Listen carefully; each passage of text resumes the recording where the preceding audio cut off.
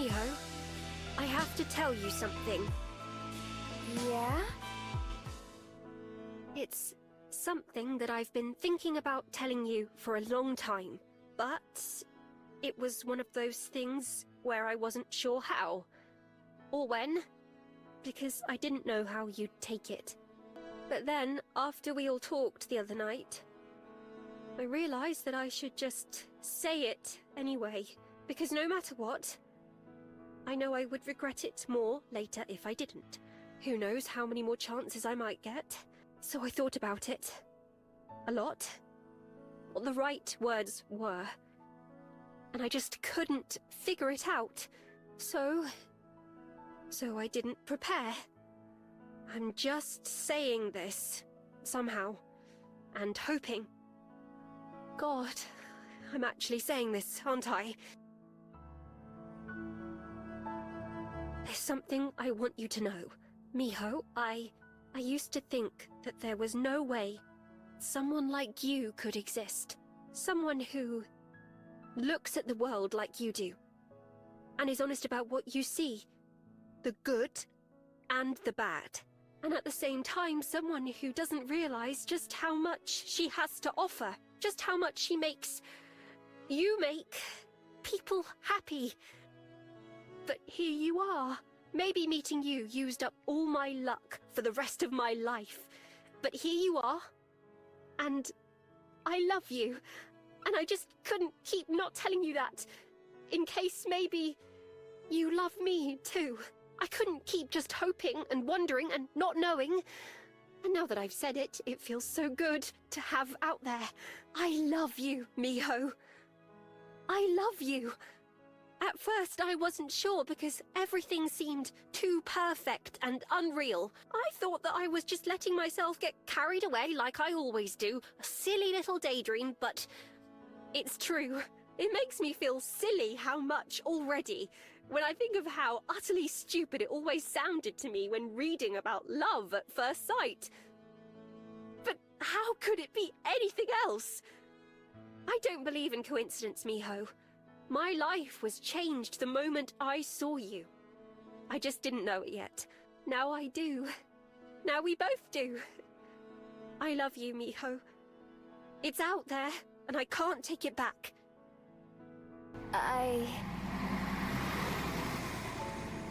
Shh. Don't tell me. I said it now before I leave for a reason. Because I thought you might say that tomorrow. Whatever it is you feel, I'll hear it then.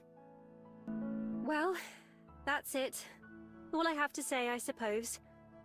As if that wasn't one of the most important things I've ever said in my life. That's my bus. So, I'll see you tomorrow, Miho. And no matter what, it's okay. If we just carry on being friends like normal, I'm fine with that. More than fine. I'm just glad that I took the chance to tell you.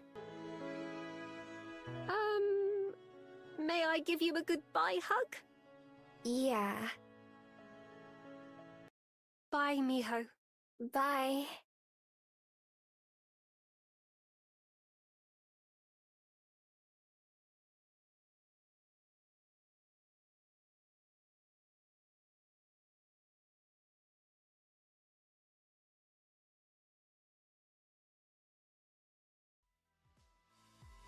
You know I love you lots, right? Of course I do! Love you lots too!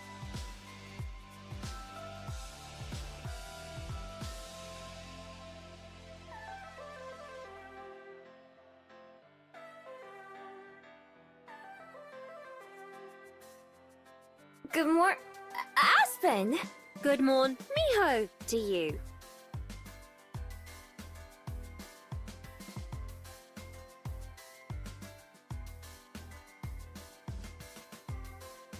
Hello there.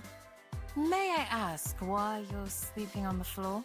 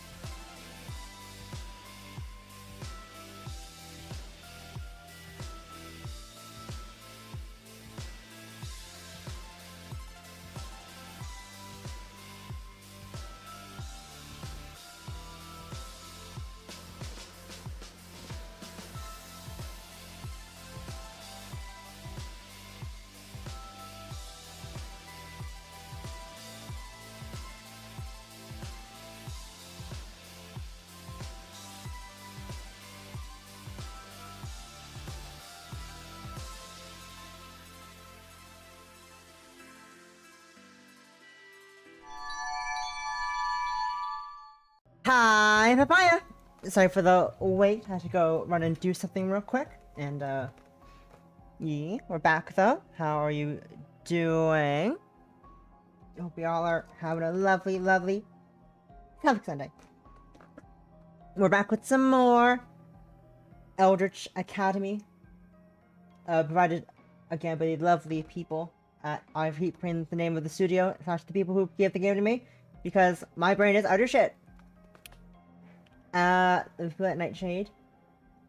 Those people at Nightshade who have graciously, once again, offered me a copy of this game, which I have been playing, and I've been enjoying it. So far, it's quite lovely so far. I'm enjoying it quite a lot. It is interesting. It is quite the interesting story so far. But, yeah.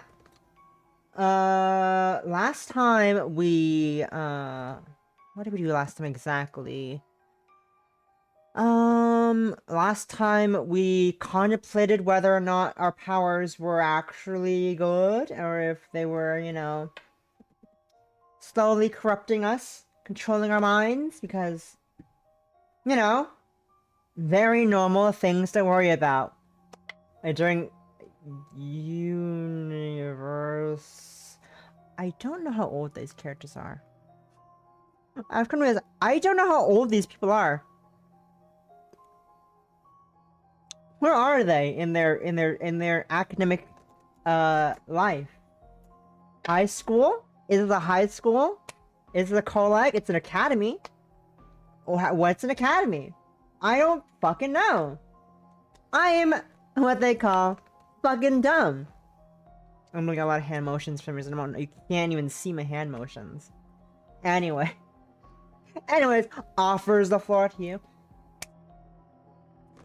We're back with more Eldtrich Academy. Last time we, like I said, we contemplated whether our petals, which were still, our powers are a good thing, or whether or not they're, you know, slowly controlling our mind, telling us what to do, and scary. They tried training without, attempted to train without the aid of the petals' suggestions of how to better maneuver thine body in combat. And how to what spells to use.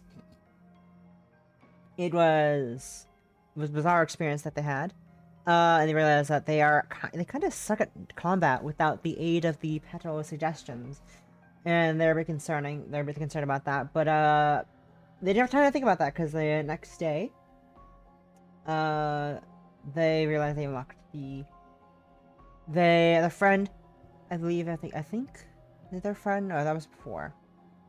For that whole crisis, their friend slash schoolmate, classmate, who was injured when this whole debacle started out, returned to school and surprisingly fully recovered as well, which is a bit suspicious and scary to everyone involved.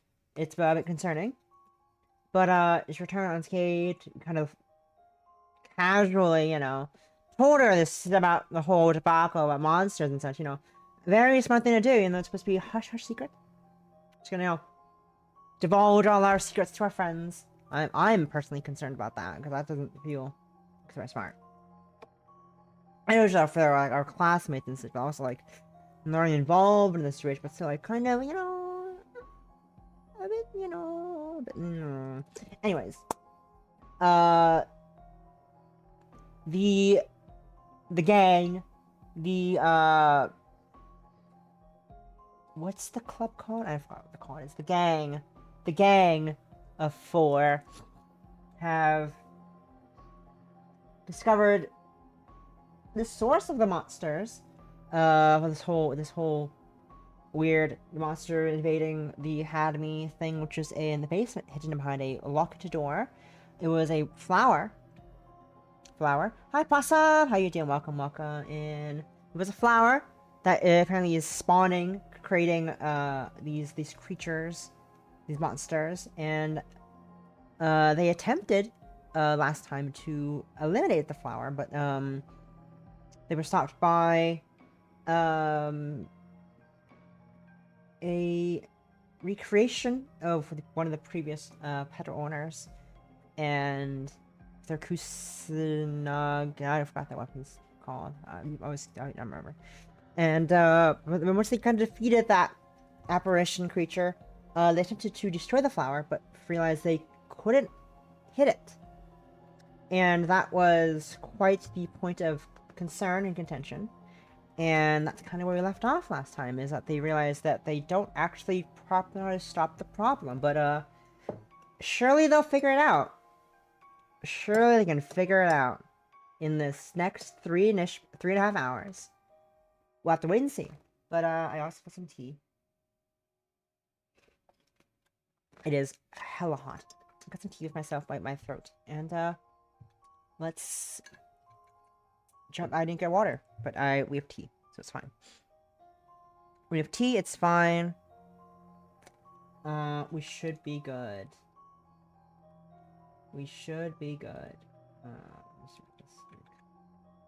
One second, look at this. I don't think I'm friends with her yet.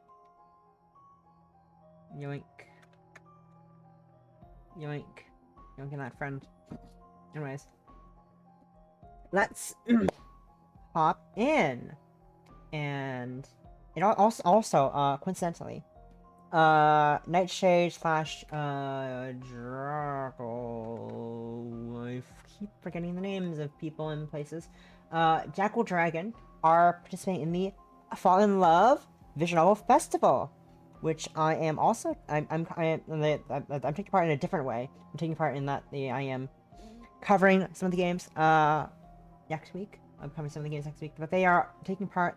Participating properly as visual novel devs in the Fall in Love Visual Novel Festival, and that's lovely. That's lovely.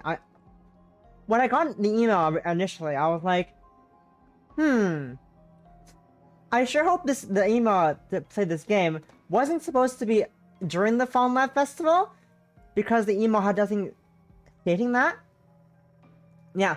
The email has something stating that they're taking that this offer to play their game was part of the festival, and I'm like, if it is, whoopsies. If it's not, here we are. Who knows? Clearly not me. I was worried. Okay, so there's something in this email from the festival. I was like, okay, I think it's gonna be to play the. I think it's fine for me to play the game. Without, waiting for the festival, which is taking part in September 24th to October 1st. Yes, the end date, because I know it starts the 24th. Which is a lovely, lovely festival hosted by Studio Aowa, which I am a huge fan of, as you are now.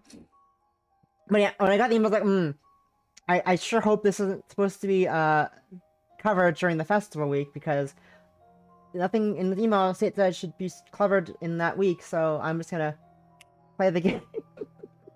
I was gonna play the game and hope for the best, because the email was sent in like the end of August, so like shrugs.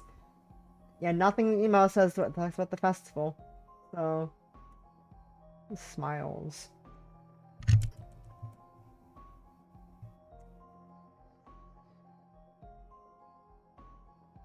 Oh, actually, no, I lied. It does say it is taking part in the festival, and also, the email doesn't state in the subject that they're going to be talking about the festival. I'm dumb.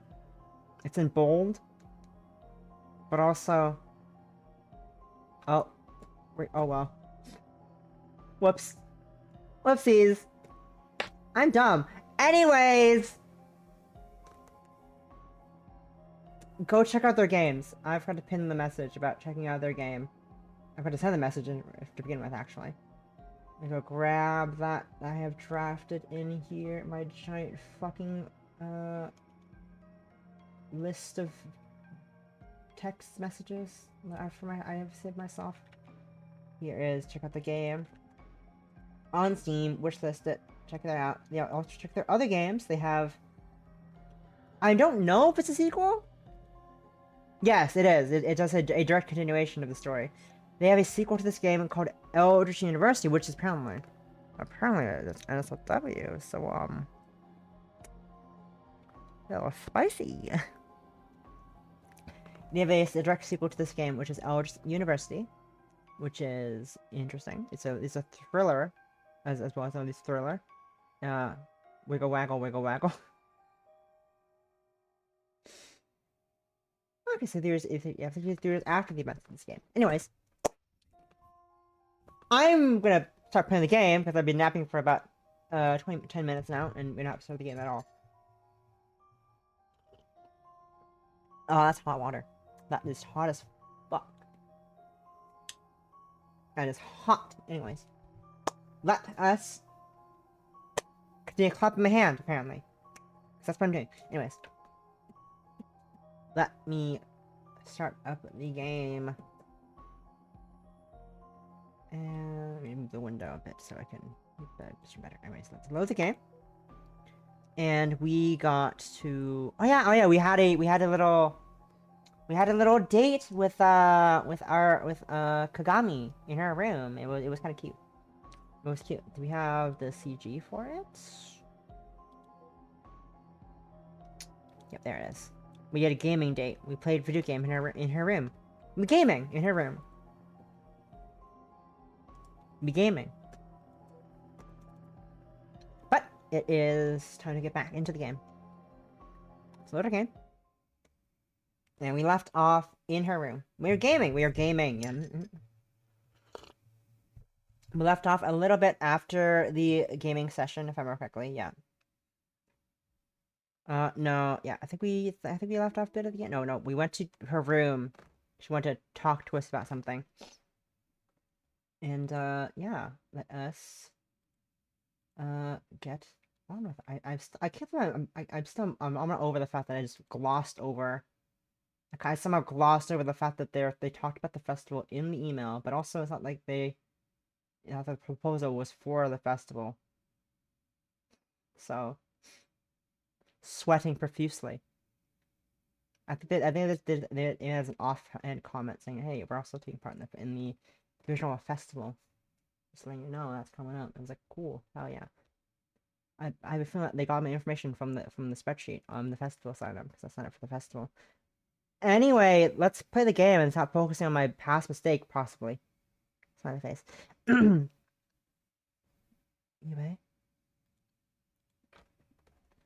Kimmy took a deep breath and looked at me. I'm certain you've noticed by now, but I am not the most proficient at expressing my feelings in a way others understand. Hearing her say something like that made my chest tighten. I feel almost obligated to challenge that statement, even though I knew it was true. Don't worry about it, Kami. I'm sure the others understand. Kami sighed and shook her head. That's not what I'm concerned about. Even now, I'm failing to show how I feel. Is there something wrong? Can I do anything to help? I felt my nerves getting the better of my fatigue. There seemed to be something wrong, and I wasn't the best at helping people with their problems. Ah, she's blushing. Perhaps. I should simplify saying that I feel and hope for the best. She's blushing. Wowee. Look at her. I need to stop saying wowee. It sounds dumb.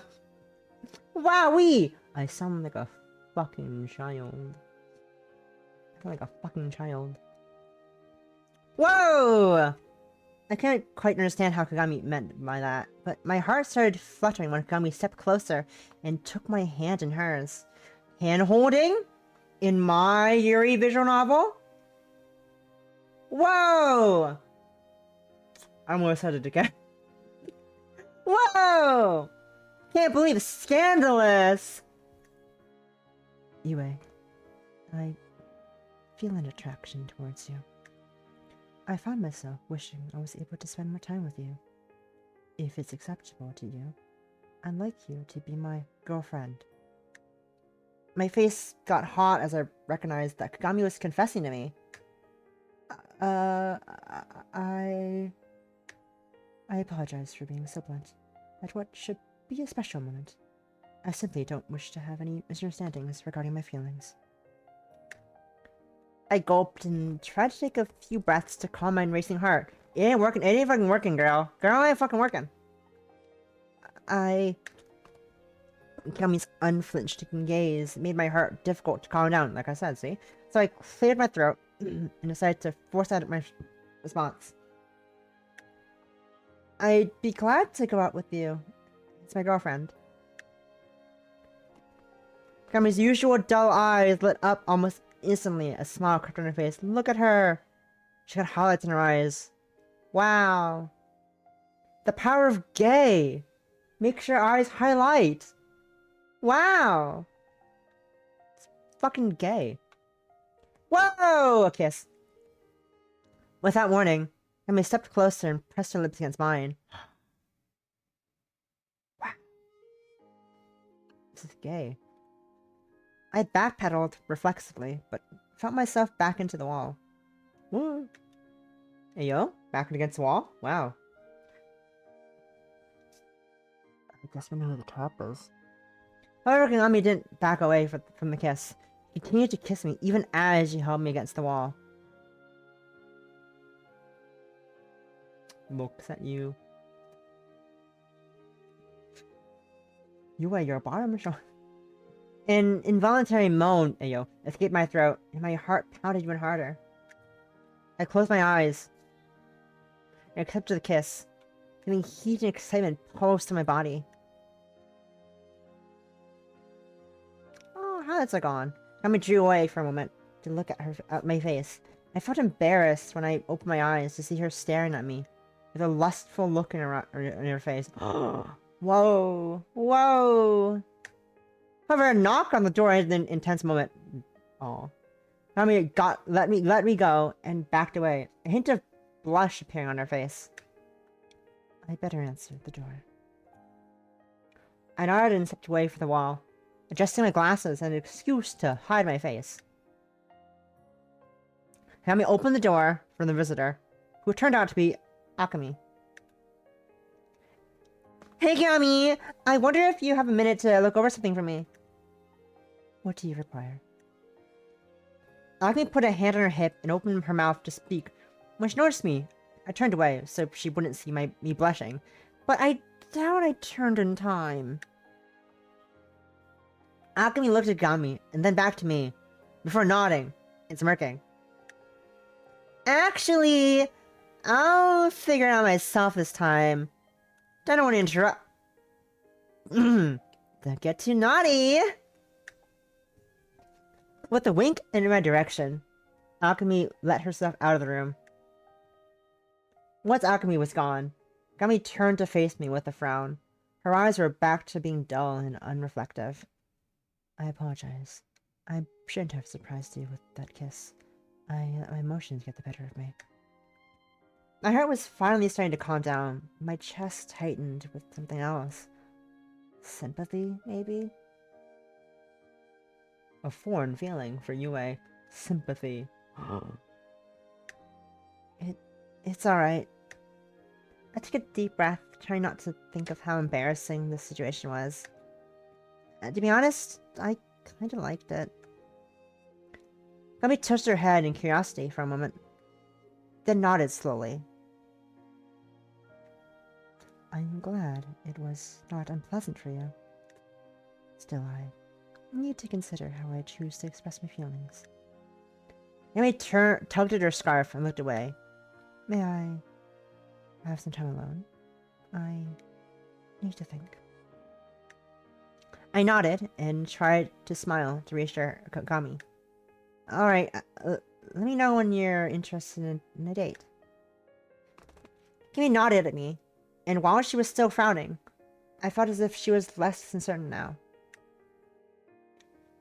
I turned and left the room, hoping my face wasn't too red if I saw anyone in the hallway.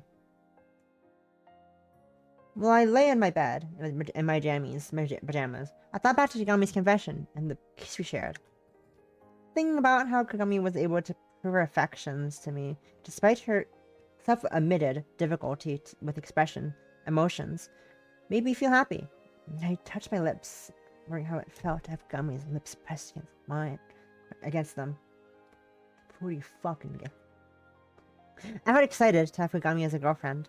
A part of me hoped that this nightshade problem would just go away so I could spend more time with Kagami.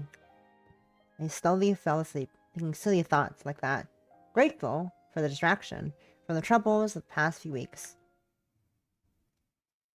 Eldtrich Academy. Give me a second, quick go run and grab. Now we got like a hot minute. Whee!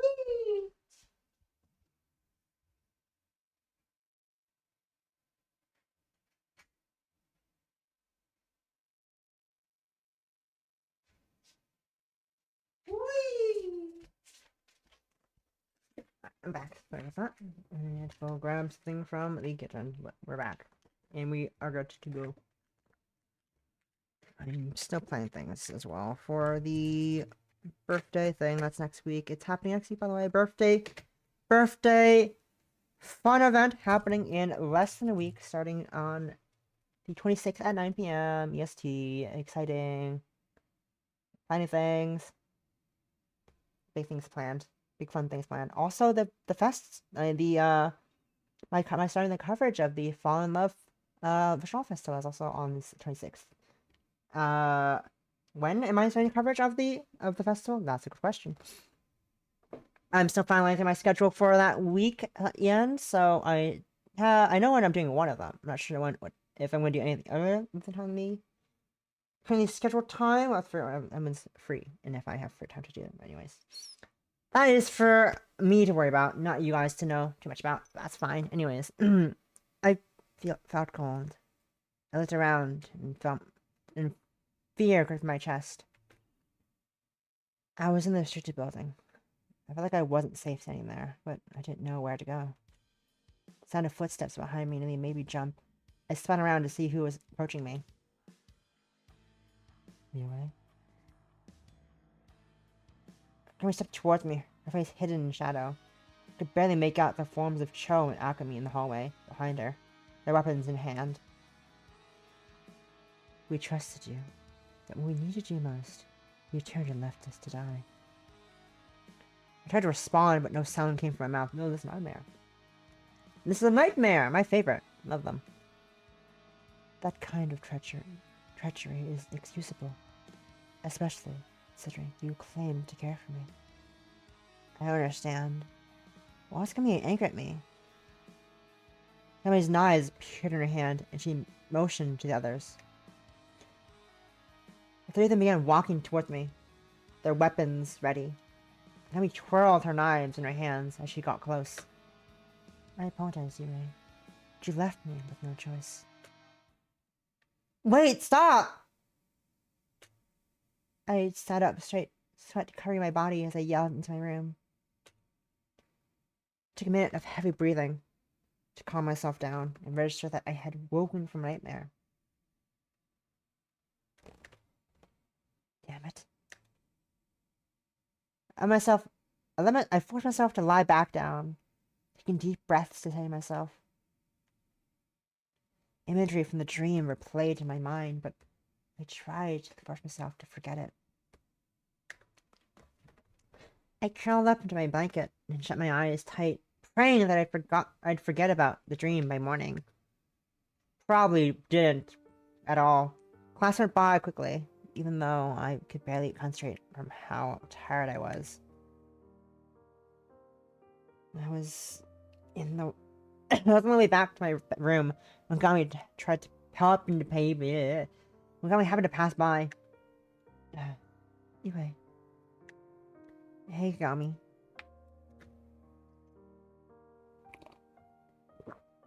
Gami touched her chin in thought for a moment, then nodded to herself. I'd appreciate the chance to ask you something. Do you have time to meet me in the library in a few minutes? Sure. I'll drop off my things and meet you there. Very well. Let me turn to head towards the library as she left. I wonder what she wanted to talk about.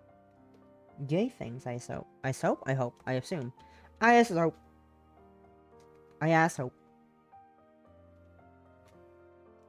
When she wanted to speak with me in private yesterday, it led to a kiss.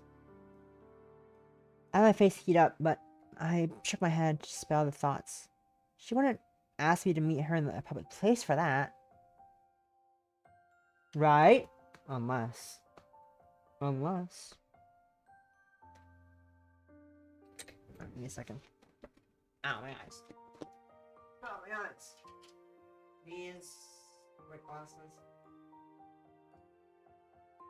Yes. They are. Cool. Sorry.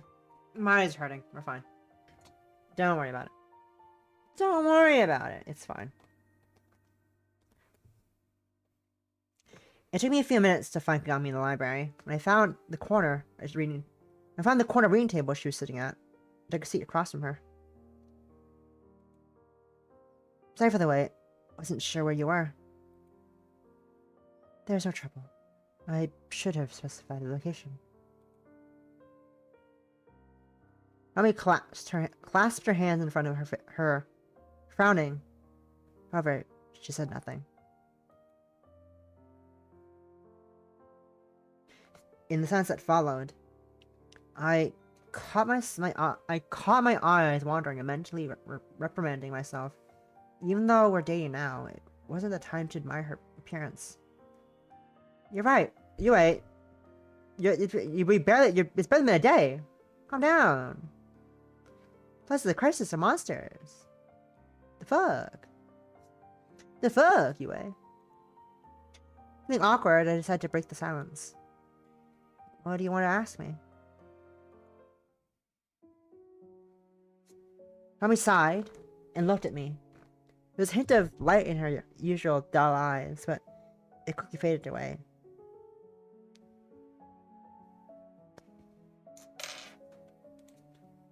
Yue?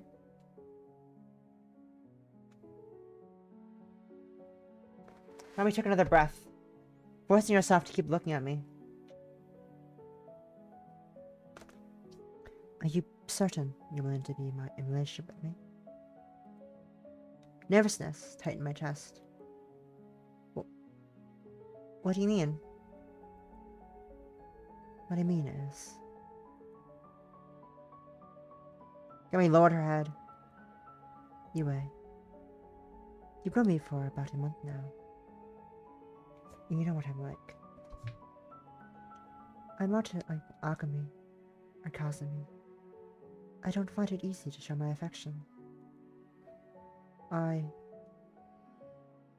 can prove my feelings for you, though, through action, like the kiss I forced on you yesterday.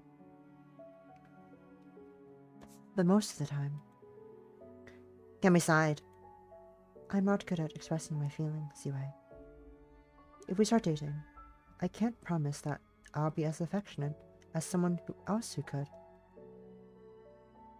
I fixed my glasses, trying to take in what she was saying. I need to respond to her somehow. It'll be easier over time. Interesting.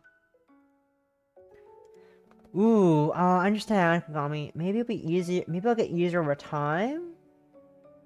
I don't know. I kind of like her as she is. I don't know what this would... This feels like... This doesn't feel like an affectionate thing to say. Kind of. This one doesn't feel... I'm gonna say that I understand, and hopefully this goes in the direction I hope it goes. It probably won't, though, but... We'll go anyway. I understand her. I understand why you're worried about that, Kagami, but it's not something you need to worry about. There we go. Okay, that's what I wanted. That's what I wanted. Yeah. Happy. What do you mean? I've rubbed the back of my neck, preparing myself to voice my embarrassing thoughts. I realize that you're not going to be all lovey-dovey like Kazumi is with Misaki. But look at it this way. I came to like you as you are. It's because you're usually so subtle with your demonstration of affection that I'm interested in you. That just makes It just makes the times you do let go and let your feelings take over, like yesterday, more special. I felt my cheeks heating up, but Kagami simply nodded. Perhaps you are correct. Perhaps I'm worrying about this too much. Kazumi clasped her hands and took a breath. I apologize for asking you such a loaded question. That's not a very trusting way to begin a relationship. It's alright. It's better that we get these kinds of worries out of the way early on, right? Indeed.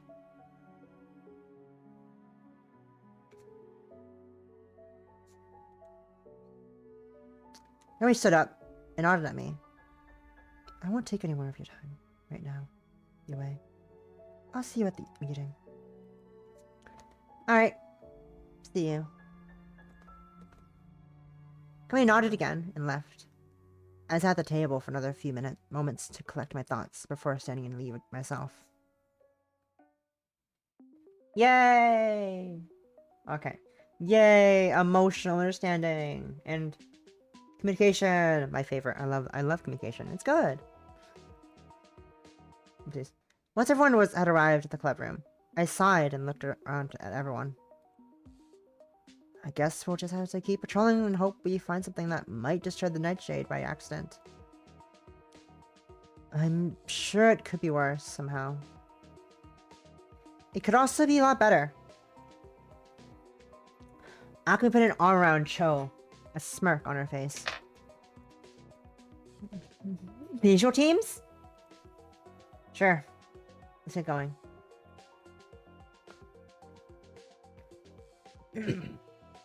We all headed to the restricted building. It split into our teams. Kaki and I began to combing the building for anything that seemed out of place, hoping for something unusual. However, we ended up finding nothing. Is there anything we haven't checked yet? I do not believe so. We searched this floor very thoroughly. Damn. I walked down the hallway looking into rooms as I passed them, knowing nothing new would be there. When we got close to the stairwell, Alchemy was climbing up onto our floor. Hey, Alchemy, you and Cho find anything? Alchemy seemed to be holding something behind her back, but I couldn't see what it was. I was about to step closer when Kagami grabbed my arm and held me back. That's not Alchemy. Within seconds, a fireball was shooting down the hallway at me. I created an ice barrier in time to stop the attack, but the barrier melted away. I saw that Alchemy's eyes were glowing. Shade. I let go of my arm and summoned her knives before charging at the shade. I summoned my sword and held it up in a defensive stance as I planned out my attack. The shade summoned its Naginata and tried to hit Kakami with its flaming tip, but Akami flipped out of the way.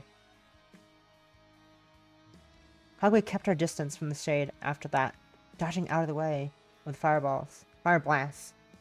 However, the shade had neglected to keep an eye on me.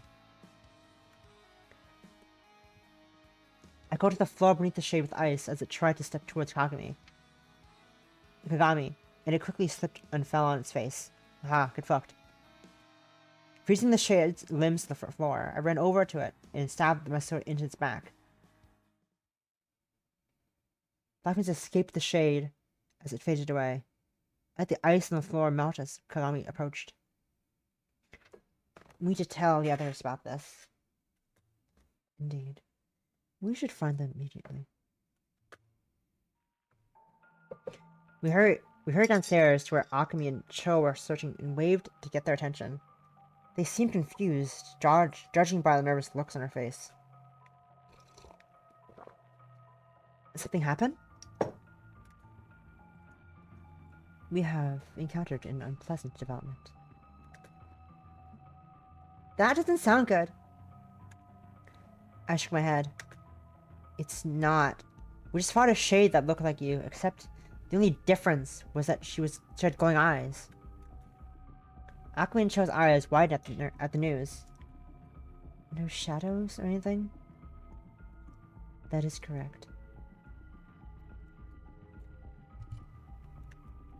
I didn't like how this nightshade seemed to keep getting stronger over time. But I guess we just have to adapt. From now on, we need to be more careful. Be sure to look each other in the eyes before doing anything in restricted building. We don't want to make a mistake. Yeah. Hell, this keeps getting worse. Yeah.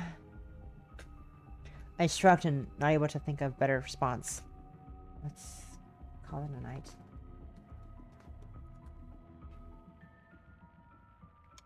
I'm alright with the plan. I'm alright with that plan. Try to get some rest, everyone. With that, we all headed back to the dorms, making sure the restricted building door was shut behind us.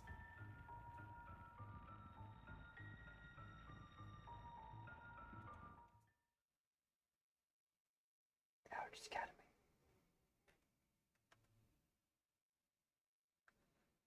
As soon as the class was over, I headed over to the DKB, the club room, and looked at the information from administration that I hadn't had alchemy burn.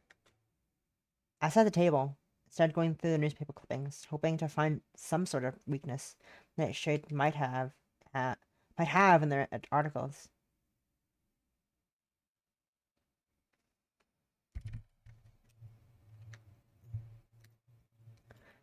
As I paged through the articles, I had the clubroom door open and shut.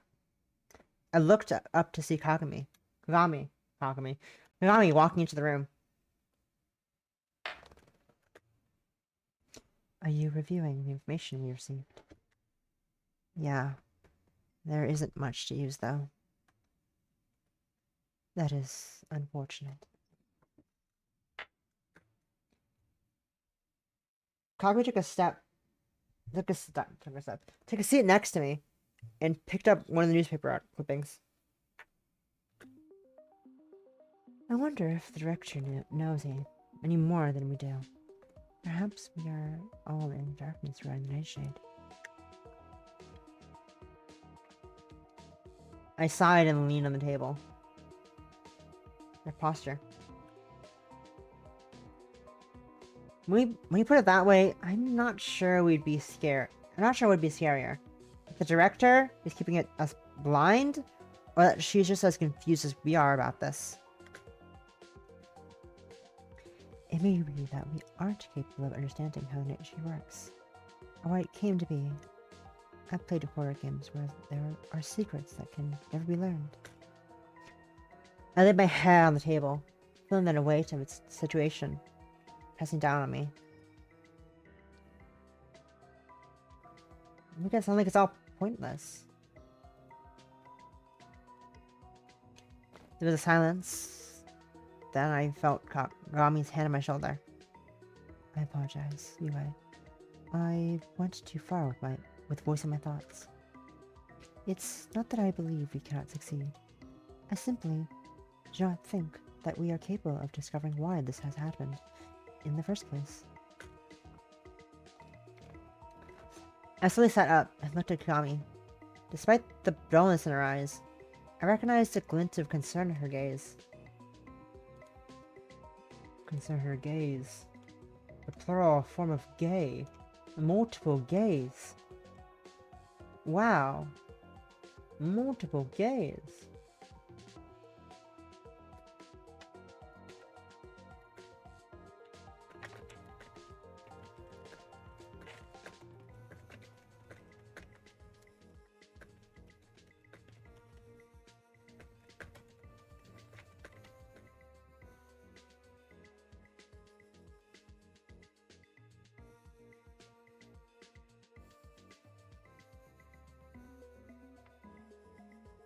Hello, Ping. It is time for this. Give me a second. Hello, Ping. Open up Ping. Oh god, I have so many tabs open. I have so many tabs open in my fucking browser. Whoa. Whoa, so many tabs. All the tabs open.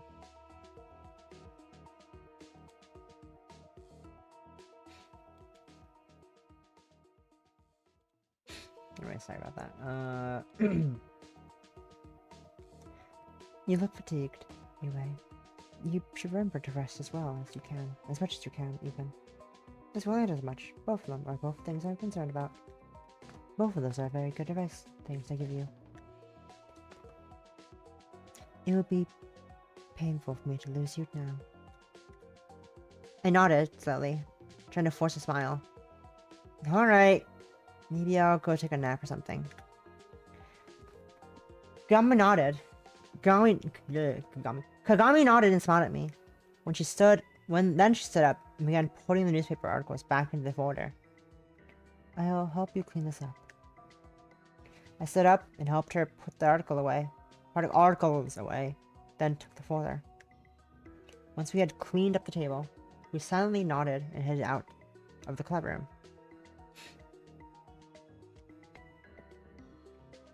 Kagami went on ahead. I walked slowly, trying to organize my thoughts. I planned on heading to my room, but passing by the entrance of the restricted building gave me an idea. It occurred to me that we had been avoiding the room where we had found Tanaka's body when we searched for clues. I nearly slapped myself just now for thinking that room might hold something important. Hoping to rectify that mistake, I headed into the restricted building. Alone.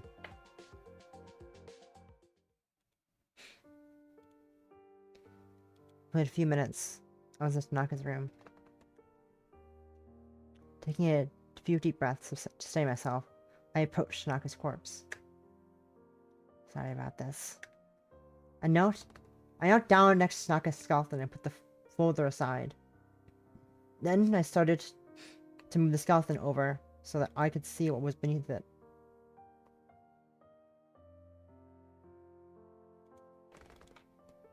After moving Tanaka's corpse aside, I remembered the dust that was under her that looked like the remains of a petal. I looked at the floorboards closely until I found the pile of dust.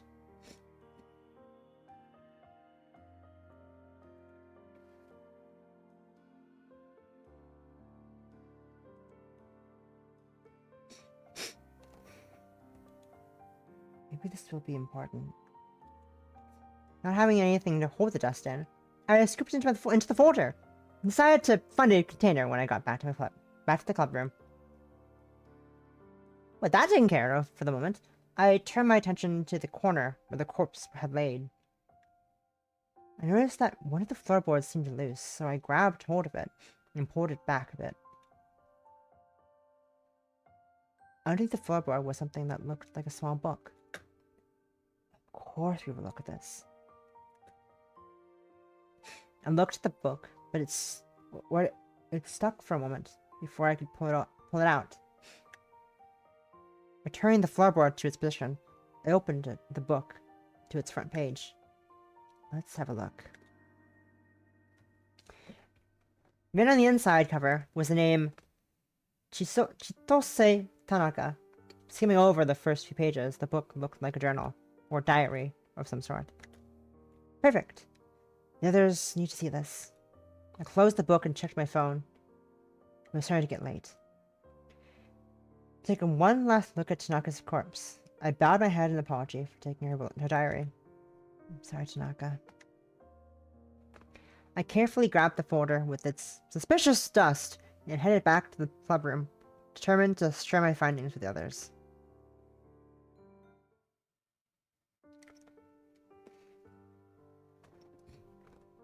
By the time everyone else had arrived for the meeting, I had found a bottle for the dust and started looking over Tanaka's diary. Find a good romance novel? I sighed and held up the diary so that others could see. No, it's much more important than that. It's Tanaka's diary. Everyone's eyes widened in surprise. Cho was the first to break the silence that ensued. What did you find then? How'd you find that? Where was it? It was hidden under the floorboards near Tanaka's body. Kagami touched her chin thoughtfully. We did tend to avoid that room when we were searching for clues. Yeah, ever since finding Tanaka's body. Aki's expression became serious as she rubbed her chin. Is there anything useful inside? Then Akumi's frown transformed into a grin. Anything interesting to know about dear Tanaka? I sighed, adjusted my glasses, choosing to ignore Akumi's second question. I've only gotten through part of it so far. I'm planning to read it all the way through, though, so that I don't miss anything. I don't want to skip anything important again.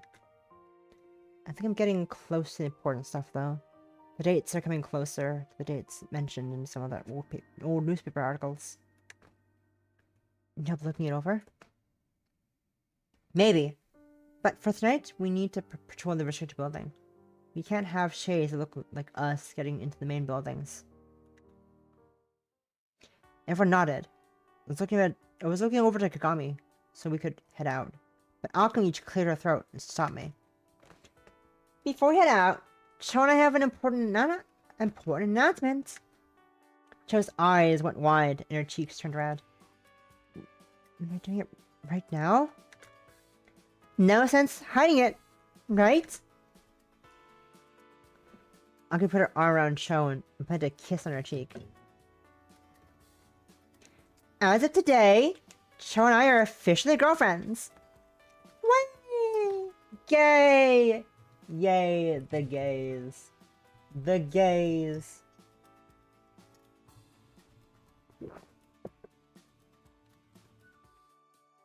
Monday, sure.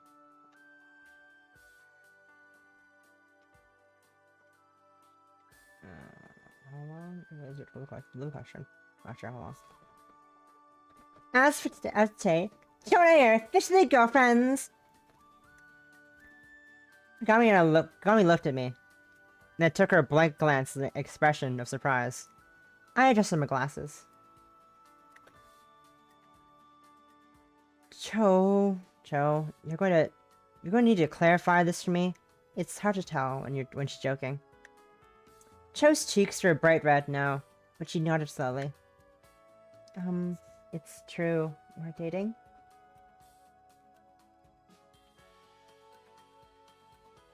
It's nothing to be ashamed of, Cho. I rubbed my forehead and barely suppressed a sigh. Any other personal information you'd like to share, or can we get to patrolling? That's all for now. I just thought you two should be the first to know. Gami nodded, playing with her scarf. Very well. I'm glad you two are happy. Thanks. I waved everyone to get a move on and headed for the door.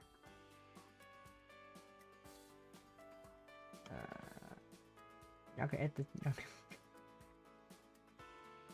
How long do you want to go for?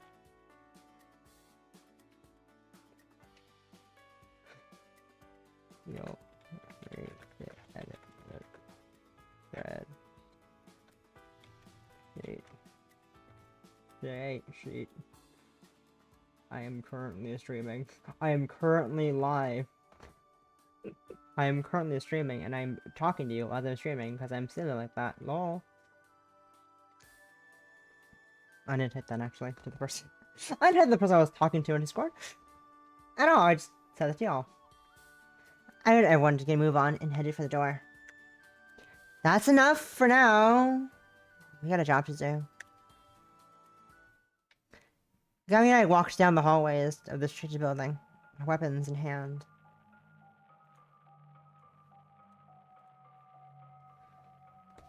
I felt tense, but looking over to see that Gami was still by my side made me feel more secure.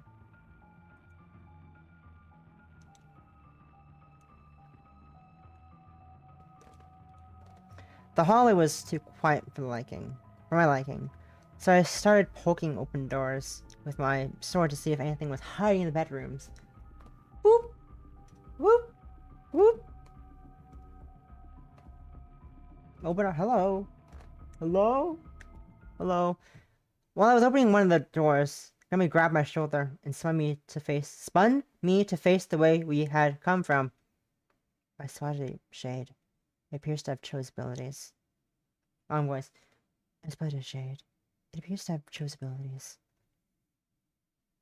I held out my sword in the defensive stance. After a moment, I realized that Kagami was right.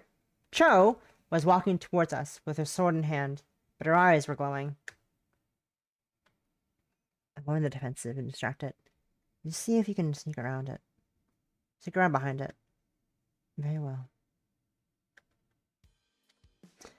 I created a block of ice to use as a shield and held it between me and the shade, ready to deflect any lightning attacks. The shade electrified its sword and charged. Then we stepped behind me to make use of my shield, and I braced myself for the attack. As soon as the shade cut through the ice shield, I began forming another one. However, the shade emitted a sudden burst of energy, that knocked me and Kagami backwards. What? I came back to my feet. I barely parried a string of attacks from the shade. While its fighting stance, Silo didn't have any good range. It was moving quickly enough that I could barely keep up. The shade suddenly stumbled back from a gust of wind and Kagami nodded at me before flipping over the shade to land behind it. Whee!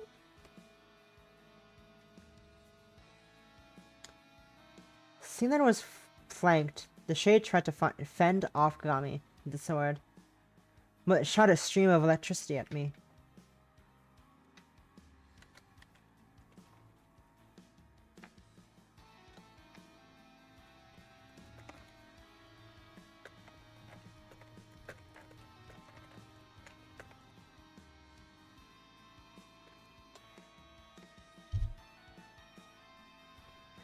I created an ice barrier that blocked the electricity, but I had to keep concentrating on it to keep the attack from breaking through. However, the shade couldn't hold back Kagami one-handed. Kagami used both knives to block an attack and wrenched the sword from the shade's grip. The shade stopped its lightning attack to try to reach for the sword, but Kagami stabbed into the shade's throat before it could reach. I'm struggling to read English words. Jesus Christmas.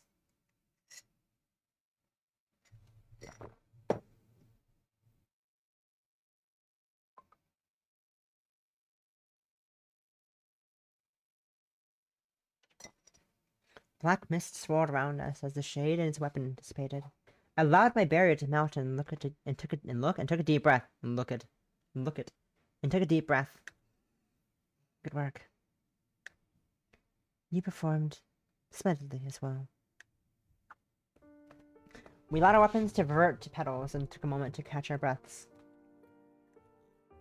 Let's go find the lovebirds and tell them we're wrapping up for the night.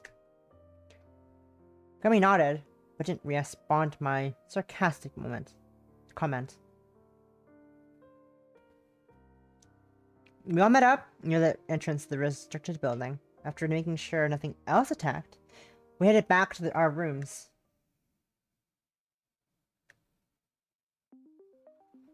I went directly to the DKB pub room after class, determined to read as much as Tanaka's diary as I could today. I texted Gami to come help me, and within a few minutes, he was there as well.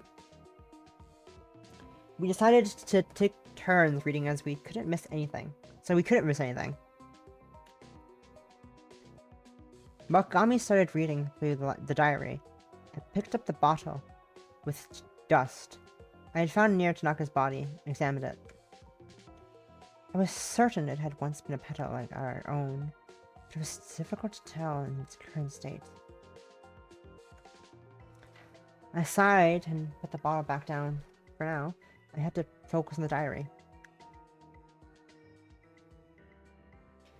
After a few readings and after a few turns reading and discussing what we learned, we started to piece together what had happened to Tanaka and her friends. According to Tanaka's diary, that they had found the petals in a secret room underneath the dorms. One aspect of her description that stuck out to me was that the nightshade itself didn't have any petals when she found them. The nightshade had 4 petals both times they went into the cellar, right? That's correct. However, it also had one wilted petal. I ran a hand through my hair, not liking where this was going. So the petals must have been from the nightshade itself. But it's grown new petals since then. One of the petals did not regenerate properly. It implies that Snaka had managed to destroy the nightshade. Maybe. We kept reading for a while longer. Just as I had feared, Snaka's friends seemed to become more violent and impulsive after receiving their petals. I started to wonder how long until the petals started corrupting me and my friends. Anyway, look here. What is it? We are nearing the end of the diary. But this entry suggested that Tanaka discovered a way to destroy the nightshade. I inched closer to Chigami, so that I could read over her shoulder. I heard either Alchemy or Cho walking into the club room, but I ignored them to focus on the diary. Chigami turned the page, but the next page was blank. Between the final entry and the first blank page was what seemed to be the remnants of a sheet torn out of the book. Damn it! I stood up and started pacing, ignoring the confused looks on Cho and Alchemy were giving at me as they entered the room.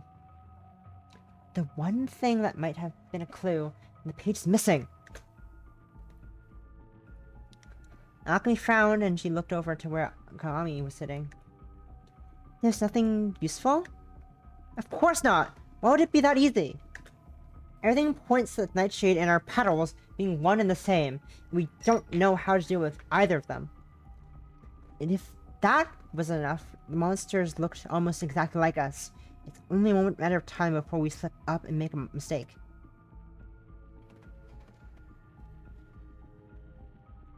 Sorry, I'm being pinged again. Okay. It's not important to see. Okay, we're good. We're good. Also...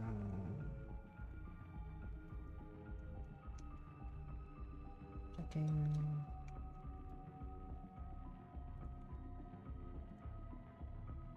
We're good. Remy stood up, laying the diary on the table. She walked up to me and grabbed me firmly by the arms, forcing me to stop pacing. Anyway, you must calm down. I turned to look at Kagami in the eyes. Despite the dullness in her eyes, I could see concern written on her face. Sorry.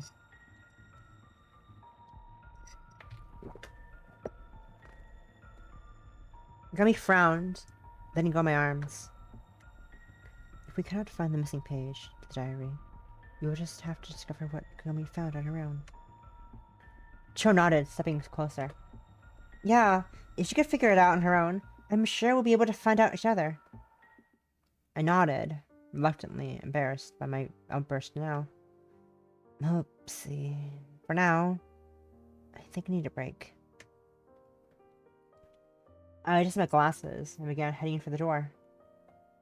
See you at the normal meeting. See you at the normal meeting time. Akumi smirked and put an arm around Cho as she watched me leave. That gives Cho and I some time alone. Cho laughed awkwardly, her face turning red. Anyway, may I join you? Sure. Kame walked over to me as I held the club room door open, and the two of us left. I made sure to shut the door all the way up behind us. Not sure what Kami and Cho had in mind. We ended up heading to my room. I could sit on my desk chair while Kami sat on my bed. There was an awkward silence when I tried to think of something to talk about. Yue? Kami looked up at me, frowning. If you aren't opposed to answering, what is your family like? It wasn't a topic I was prepared for, but I didn't really have anything else to talk about. I think against talking about it.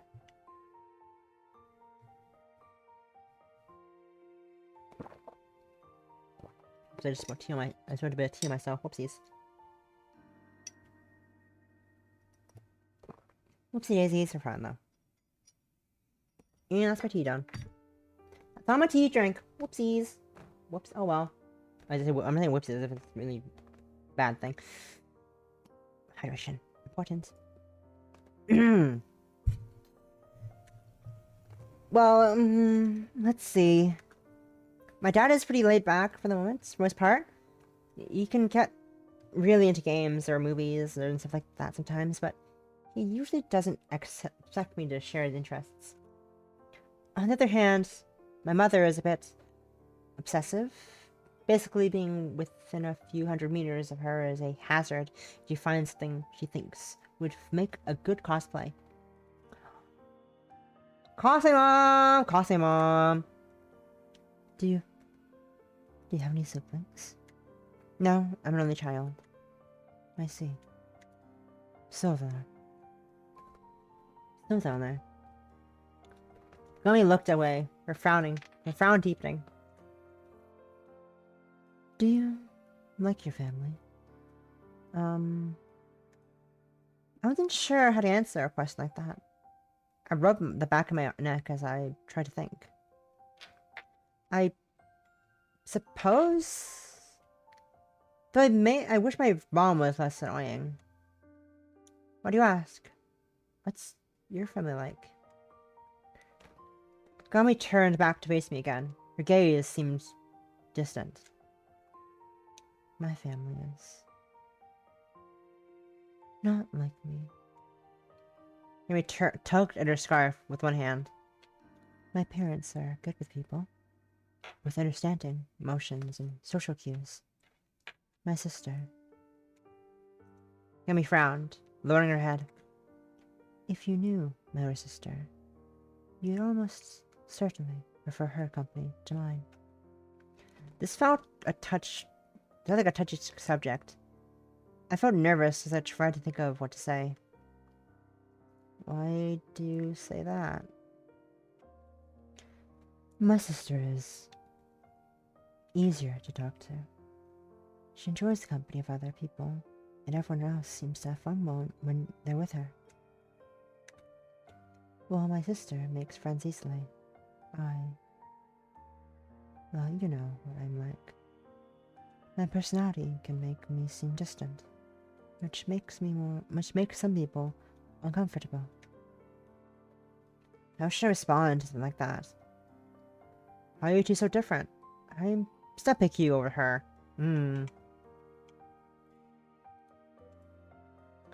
How are you two so different? That feels rude. It feels rude to say. I'd still pick you over her sounds really kiss-assy? I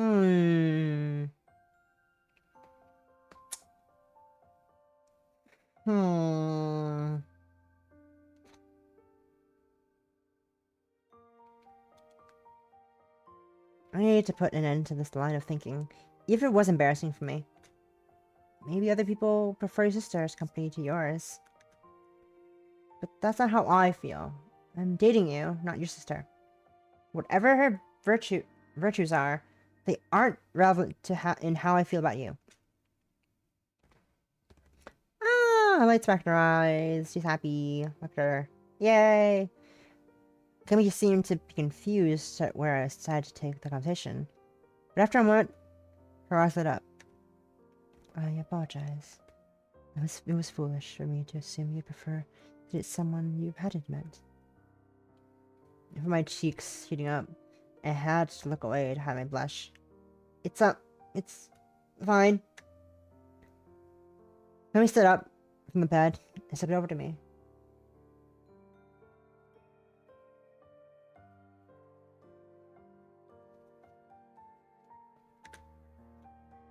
Have you been practicing Crimson Tears? Not really. I've been busy lately. Would you be opposed to playing a few rounds before the meeting tonight? I'd be okay with a few games. I feel like I need a bit of a break from this other stuff. Kami nodded, grabbing her bag from the floor and then pulling out a game controller. Seems like she was prepared for this. I'll show you how to set it up. Since you don't have a TV, we'll have to use your computer monitor. Yay! Game with the GF in your bedroom. Heck yeah, big fun.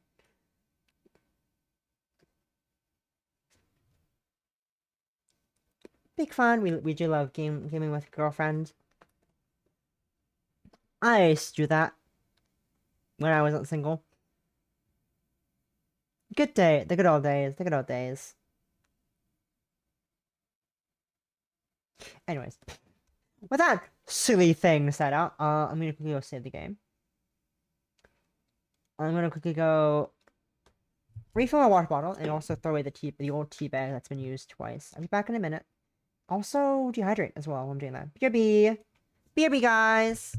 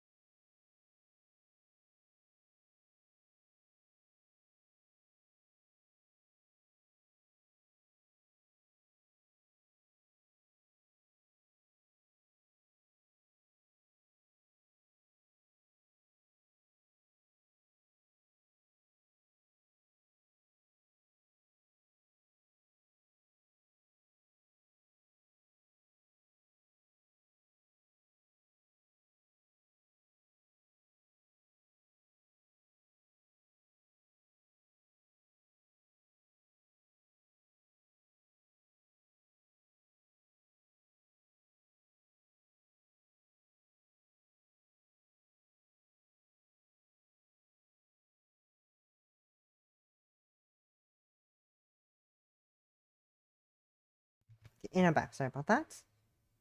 And hydrogen down. That's our water. Tea bag thrown out, and we're good to go. I mean, when the time came for it, the time came for us to patrol the night. For the night, I texted everyone to have them meet at the restricted building entrance.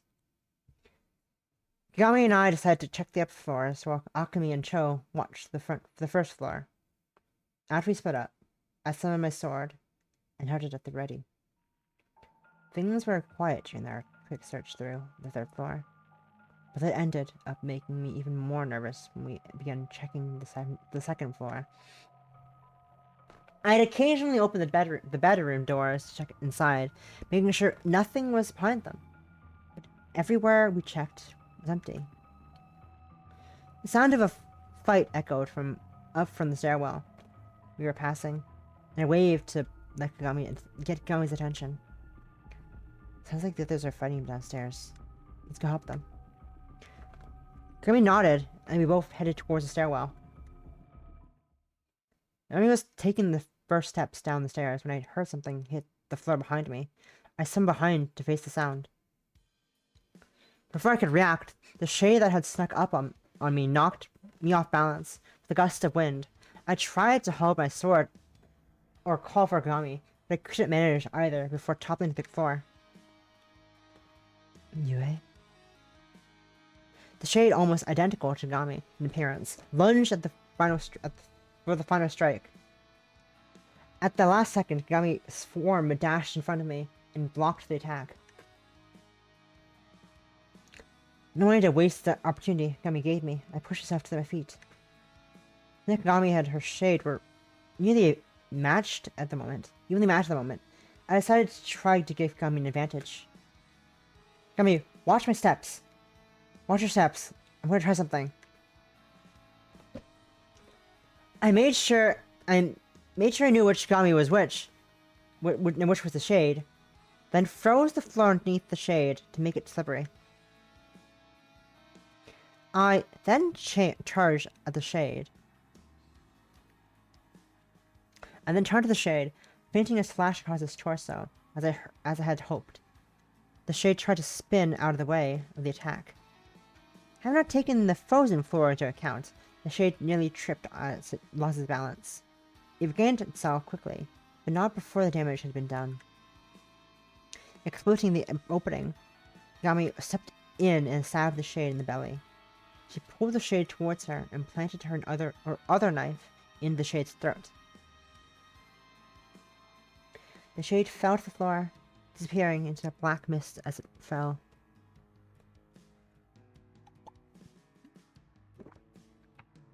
Not wanting to dwell on the fact on how the shade had gotten the drop on me, I turned back to the stairwell. We should hurry and help the others now. I only took one step before I saw Akemi and Cho climb the stairs to our floor and over to us, weapons at the ready. They looked surprised for a moment, then Cho chuckled. Huh. Looks like you finished before we got here. Akemi stepped away from the mountain of ice that marked where her shade had been defeated. We heard you fighting as well. Were you successful? Cho nodded, lowering her sword. We managed. I nodded, slowly, looking around at everyone. After looking them all in the eyes, I reverted my sword to its petal state. In that case, let's go get some sleep. It's later than we usually stay up.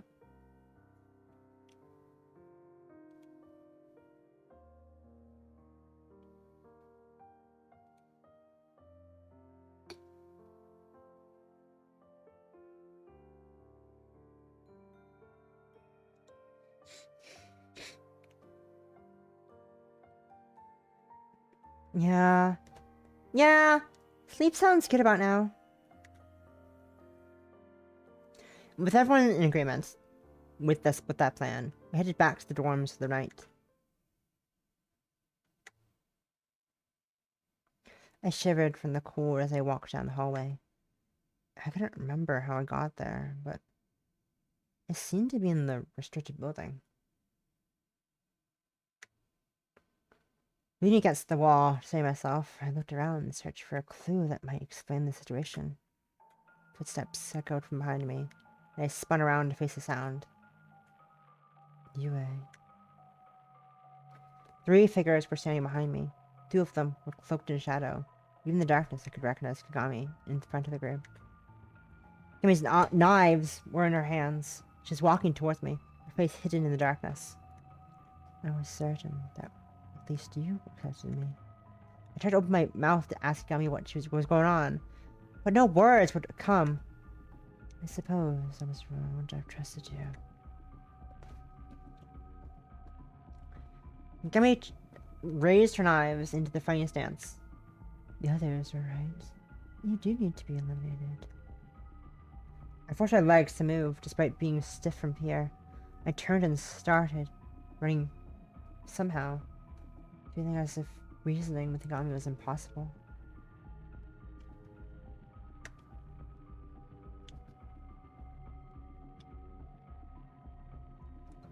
I kept running down the hallway, even as 3 sets of footsteps began to chase after me. Stop! I jerked awake, tumbling off my bed and onto the floor. Ow. I shoved myself off the floor and looked at my clock. There was still an hour before I had to wake up. Damn it. Standing up, I put on my glasses and grabbed my phone. I switched my phone to camera mode and looked at my face in the preview. Bags had formed under my eyes and my face was pale. For a moment, I wondered if it was really me in the image preview. Putting my phone back down and taking off my glasses, I crawled back to my bed, itching my eyes, begging for sleep. I could barely stay awake while eating breakfast, but I forced myself to eat in the dining hall anyway. Once it was finished, I began walking straight to my room, not enjoying the stares I was getting as I shambled along. I spaced out as I was walking, and ended up bumping into someone.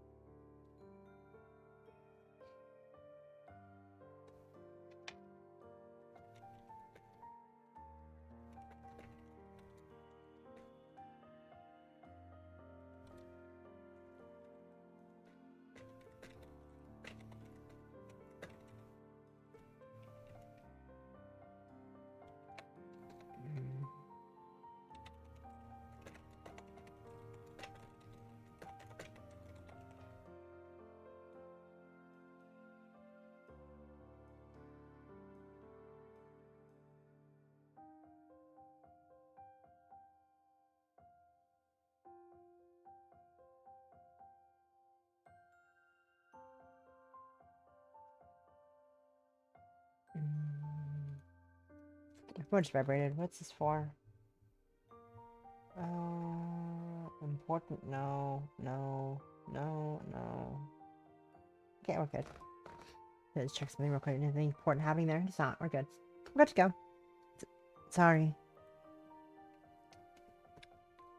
I looked up to see that the person I had collided with was Kagami.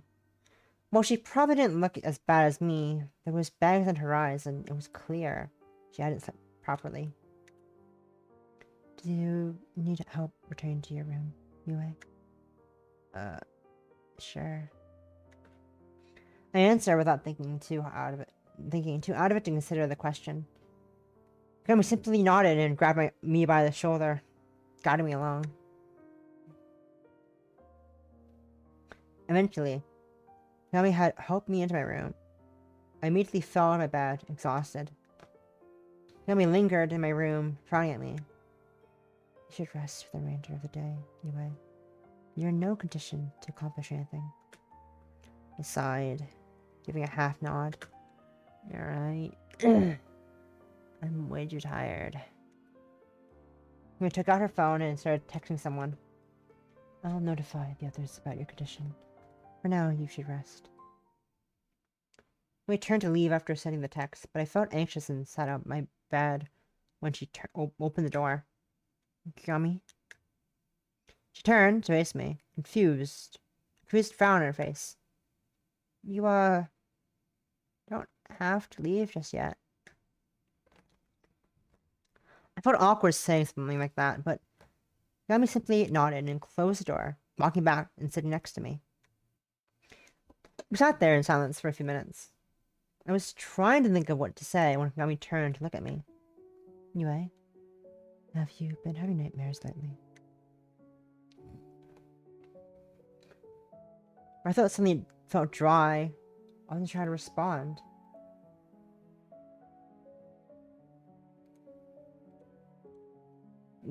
Yeah, kind of.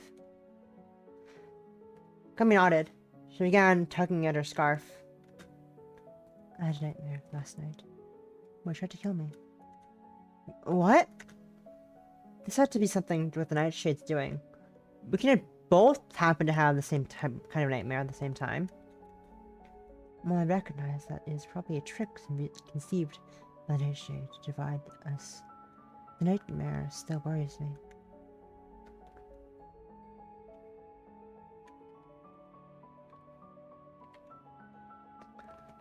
Grimmy looked me in the eyes. For now, I am able to communicate with you without being misunderstood. But I'm not like the others. I can't be certain that I will always express myself in a way you can understand.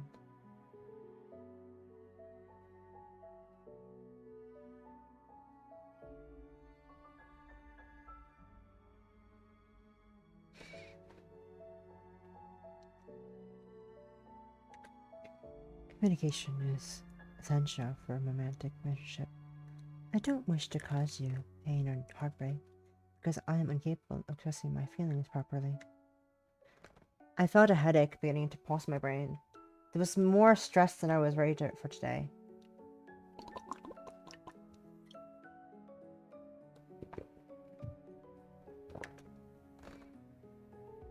But I had to say something. Okagami will continue to worry about this.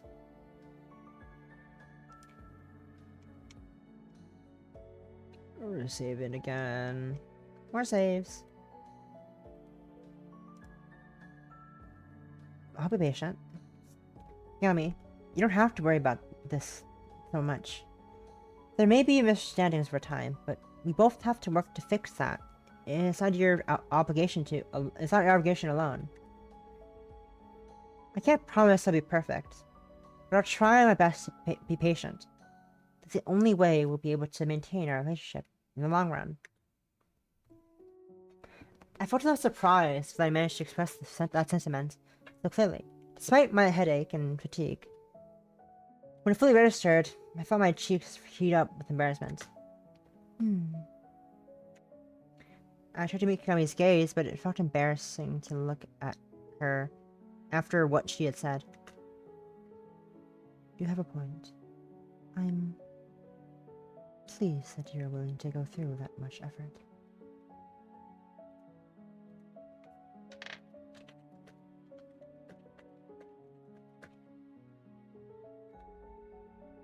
Specific.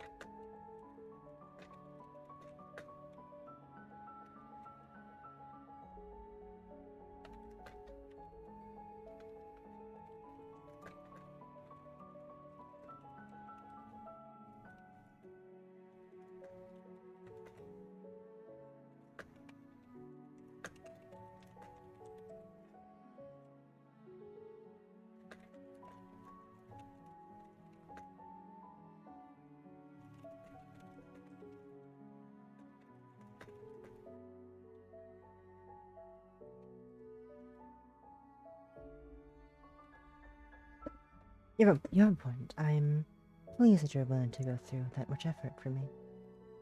Thank you for listening to me, Yui. I am grateful.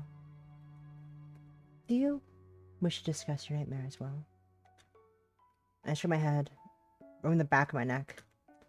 No, I'm good. I see. Choose your mind. I'll accept to comfort you.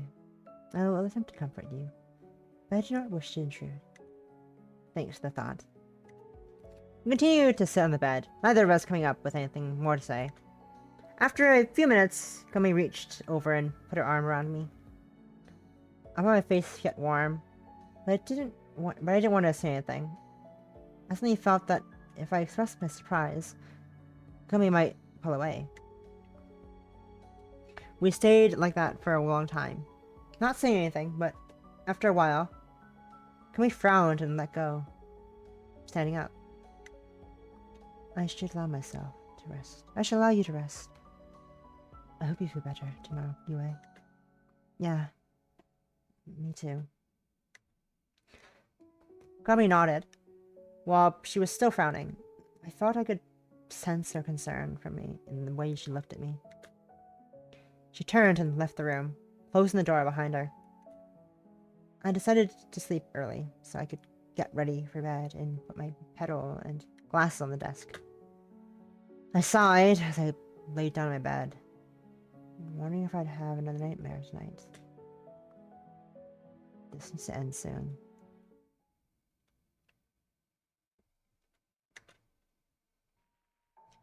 I kept running, even though I was nearly out of breath. Stop running, Yue! You're not getting away! I knew that if I had stopped, it was over.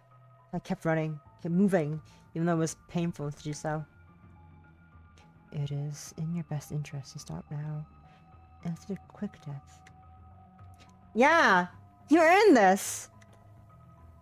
I rounded a corner in the hallway, and nearly tripped in the process. I felt my leg starting to give up, so I started looking for a hiding spot. In a familiar room, I saw the door open, and shut the door behind it. It's the Tanaka room! It's the Tanaka dead room, I assume, I'm guessing. After locking the door and pushing the bed against it, I backed into a corner and tried to control my painting. If they heard me, it was over.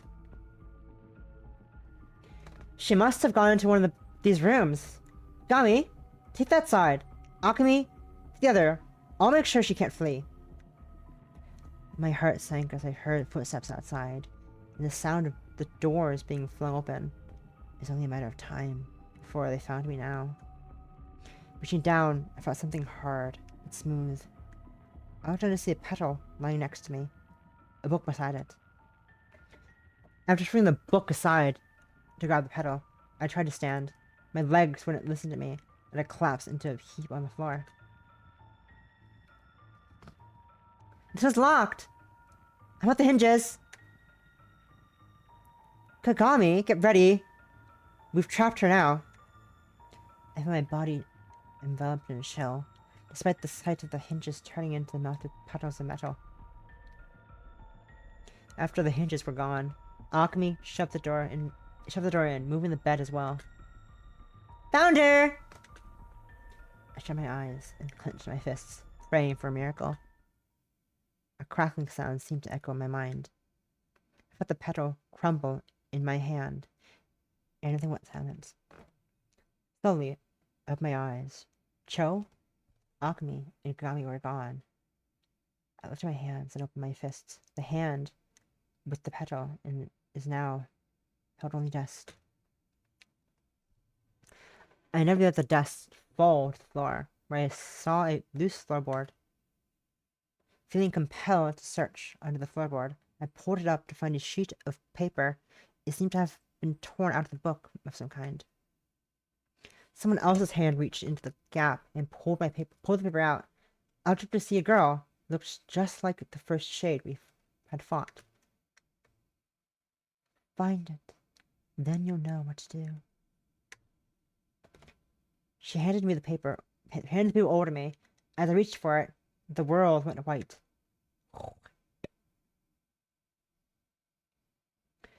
I sat up in bed, stunned from what I had just seen. Was that just a dream? Other of the Nightshade's tricks? Or was it a message from the ghost of Tanaka? I stood up and began getting dressed, texting the others to meet me at the Tanaka's room as soon as they could. This was not a hint I could ignore. I was the first to arrive at Tanaka's room in the Brishida building, but the others weren't far behind me. Did you find something, Yue? I knelt by the loose floorboard and pulled it up, able to see in the darkness.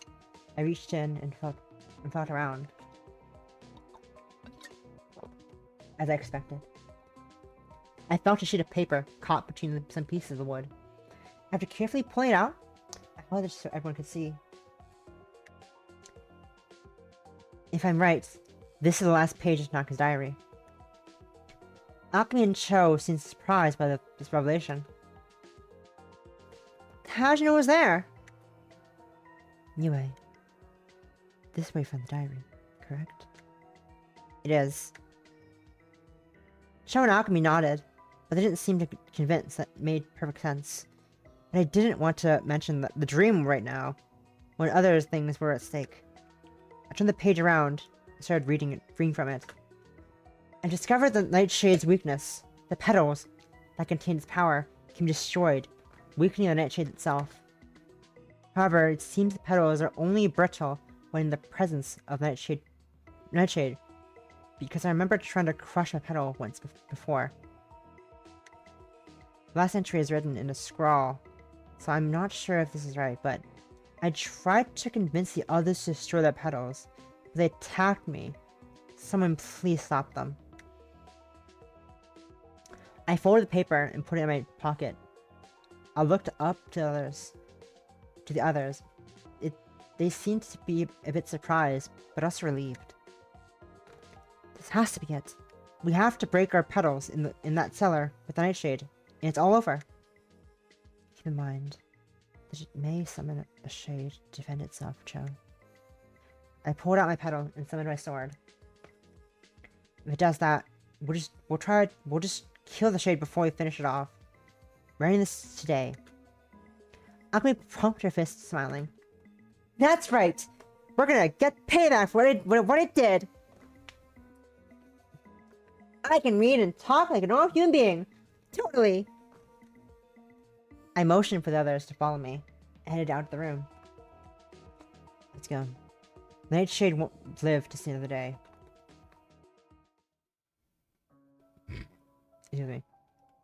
I hurried down the stairs into the cellar. The Nightshade stood. We soon saw that it wasn't the only thing waiting for us. You're back. Do you have a death wish? I shook my head and turned to the others. Don't listen to what it says. We're not losing this time. There times the charm. Turn back to face the shade. I held up my sword. I've had it with you messing with my dreams. Since that is today. The shade shrugged, and its kusarigama materialized. If that's what you choose to believe. The shade immediately flung the chain at me, but I was able to avoid the attack with a sidestep. Akemi created a ring of fire around us, forcing the shade to remain within the circle. I noticed that Akemi wisely positioned herself outside of the circle. Nowhere to run now. Cho shot a bolt of electricity at the shade, but it seemed to absorb the attack with its kusarigami. After absorbing the electricity, it swung the chain at Akemi. She backflipped out of the way, but the floor she had been standing on became electrified. While she was trying to hit Kagami, I created a block of ice that I proceeded to fling at the shade. It barely managed to step out of the way, and it had to drop its chain to do so. Now! Kagami struck at the shade from both sides, forcing it into a defensive stance. I signaled at Akemi, who allowed her firewall to dissipate so she charged at it for the attack. I am able to defend it from 3 sides at once. The shade took Akemi's Naginata to the throat. It backed away and fell backwards, beginning to fade into black mist. Akemi raised her Naginata in victory, however, and the others relaxed. And don't come back! Akumi transferred her knives back to her petal and looked over at me. Is it time? I nodded, letting my sword rip her petal. Yes. Akumi crushed her petal without hesitation. Just as the diary entry had promised, it was easy to break when near the nightshade. One of the nightshade's own petal was wilted, and the other smiled. But then black mist shot out from the nightshade, and the monster began to appear around us. Shit! Monsters! Cho crushed her petal and tossed the dust onto the floor before grabbing Gami by the arm and pulling her aside. Hurry! Break your petal and let's run! I saw my sword to block a strike from one of the clawed monsters, forcing it backwards. Damn it. Part of me wanted to agree with Cho, but then I worried if the monsters would remain after the Nightshade was defeated, or if the Nightshade would need someone to destroy it when the petals were gone. Akumi, break your petal and get the other two out of here. I'm going to make sure this thing is dead. This thing dies. Oh shit, a fox! Akumi shook her head, stabbing a wolf-like monster into the head. New guy. New monster appeared. I'm not leaving without you, Yue. Just break your petal and run! Akumi transformed her Naginata into a petal and tossed it on the floor before stepping on it. More black mist escaped from the nightshade as its fourth petal wilted. Yue, hurry! Yue, hurry! We have to go, and I'm not leaving you to die. Yue, quick. We'll hold the door for you. Cho and Kagami hurried to the stairs, and Akumi ran over the base of the stairs before turning to me. Hurry up! Come on! I ran to Akumi's side, dodging away from the monster's attacks as my sword transformed into my petal. When I reached Akumi, I crushed the petal in my hand and pushed her up the stairs. Go! Go! I need to see it break before I leave. Akumi didn't seem willing to leave me there, but after another push, she began climbing the stairs. I turned around to see the last petal wilt from the nightshade, expelling more black mist. The monsters were drawing close to me. When they all suddenly dissipated, the room was soon pitch black, with fog from their corpses. After a few moments, the fog blew away, as if by a strong wind. When the nightshade stood, it was nothing but a pile of dust. I turned and shouted up the stairs for the others to come back down, and suddenly crept towards the dust pile on guard for an attack. When I reached the dust pile, nothing happened.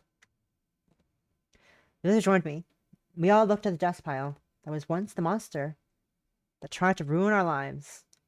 After the hectic fight, I almost couldn't believe it was over. I felt a crushing force around me as Akumi pulled me off my feet and into a hug. We did it! We did it! Cho struck a strange victory pose, though she didn't seem embarrassed at all. There was no reason to doubt we could. There's no reason to doubt we could, right? Akumi let go of me and went to hug the others. Akumi turned and smiled at me, which seemed almost surreal compared to her usual expression. Don't believe our dreams will return to normal now that this is isn't that right, Yue? Yeah. I found myself smiling despite myself.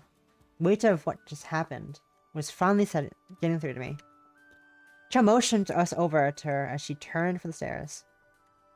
Come on! We need to tell Miss Fujikawa and everyone else that we did it. Let's go! I said not to mention to Cho that it was early morning on a break day, so a lot of people might be sleeping in. Instead, I just patted Gami on the shoulder and smiled at Akumi before following Cho.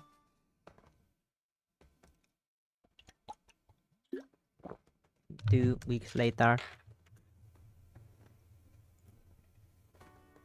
I cringed a bit as I watched the attack connect with my character on the screen. An arm fell to the ground while still twitching a bit. Kagami, do you have to include this? Do you have to include this? Gami tilted her head. I'm not sure how to disable dismemberment for human characters yet. But these sprites are clearly yours! Not placeholders or anything. We were playing Crimson Tears together. More specifically, we were playtesting a new mod that Gami had been working on. For this mod, Gami had recreated everyone from the DKB as playable characters in the game, which meant that I got to watch myself get ripped apart by Gami as she crushed me in the game. Literally! Me, the character. It wasn't too much extra work to modify the existing sprites for those states, so I thought it would look better to do that. I sighed, fairly certain that I wouldn't be able to get through to Gami on why I was uncomfortable. Anyway, the movesets of my character doesn't seem to be accurate. The ice shield thing doesn't activate when I do what it says on the menu. I picked up her notepad and wrote a few notes on it. I believe I changed the controls for it after making that screen. So try holding down both defensive buttons, and then pointing the left stick down, then in the direction you want the shield to be. I tested the combination he suggested, and then the shield appeared on the screen. There we go! What if I want one that's positioned downwards, though? Like, when I'm jumping. Gami shook her head. There's already a combo for that, for the defensive buttons, while in the air. You'll just use that ability instead. Oh! I should check that one too, then.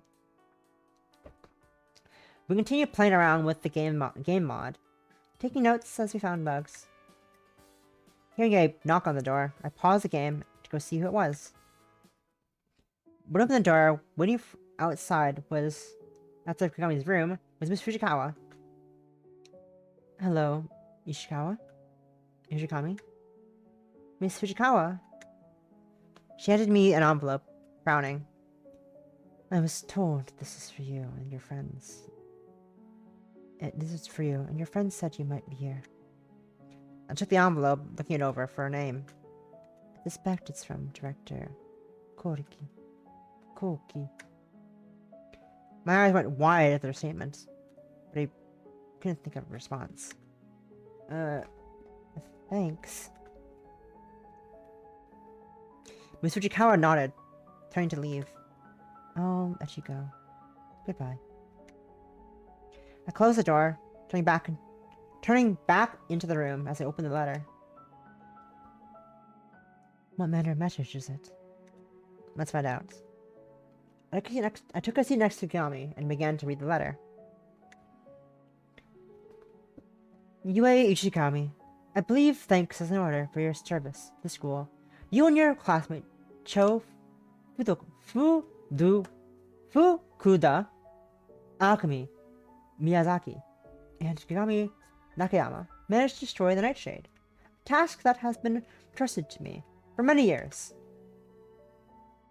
Yue Ishikami, I believe thanks Solana administration appreciates your contribution to the destruction of the Nightshade.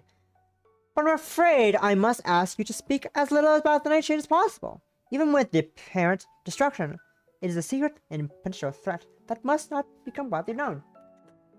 I thank you for your friends in advance for your cooperation. I trust you know the gravity of the situation and will handle this accordingly.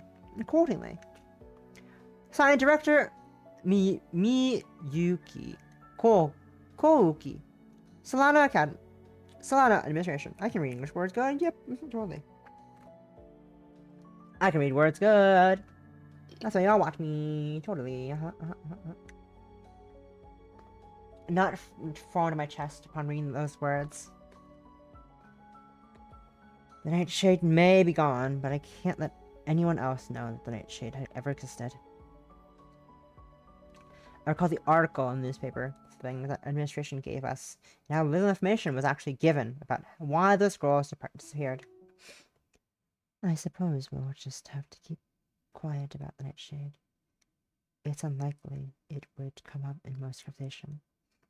That should not be too difficult. I took a breath and nodded, realizing Kagami's point. Yeah, I doubt that's going to show up at any other test questions or job interviews. I put the letter in my pocket, feeling a bit better. Let's get back to debugging this mod. I'd hate for others to be disappointed at how their gibbing sprites were handled or something. Gummy smirked, a bit of a light reflecting in her eyes. I suspect the others are not as interested in the aspect in the game, but we'll see. I just my glasses, looking over the notes we had taken so far. What's note here? Eldritch Tears? Is that a title idea? Kagami crossed her arms, nodding slowly. Sort of.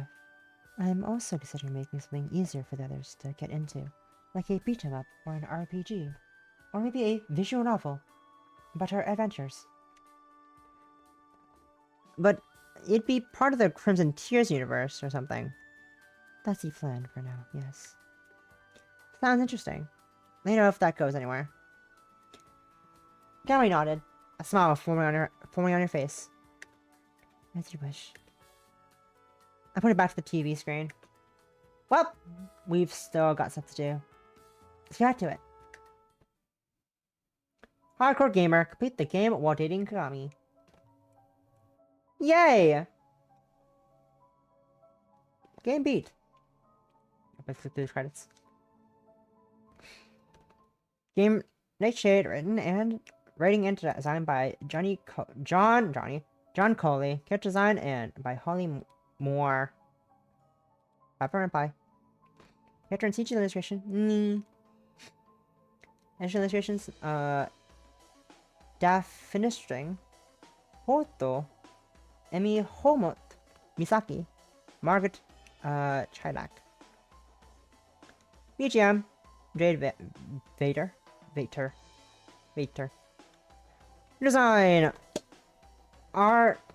Alice. Art. Rakatbi. Kimagure after. And Miracle. Sounds by Terra Komori. Link here. Free sounds again. HTML. Font. Laurel Thomas. Simon Buste. Koto no Ha Kuju. Stain Chronicles. Black Cross. Zalon.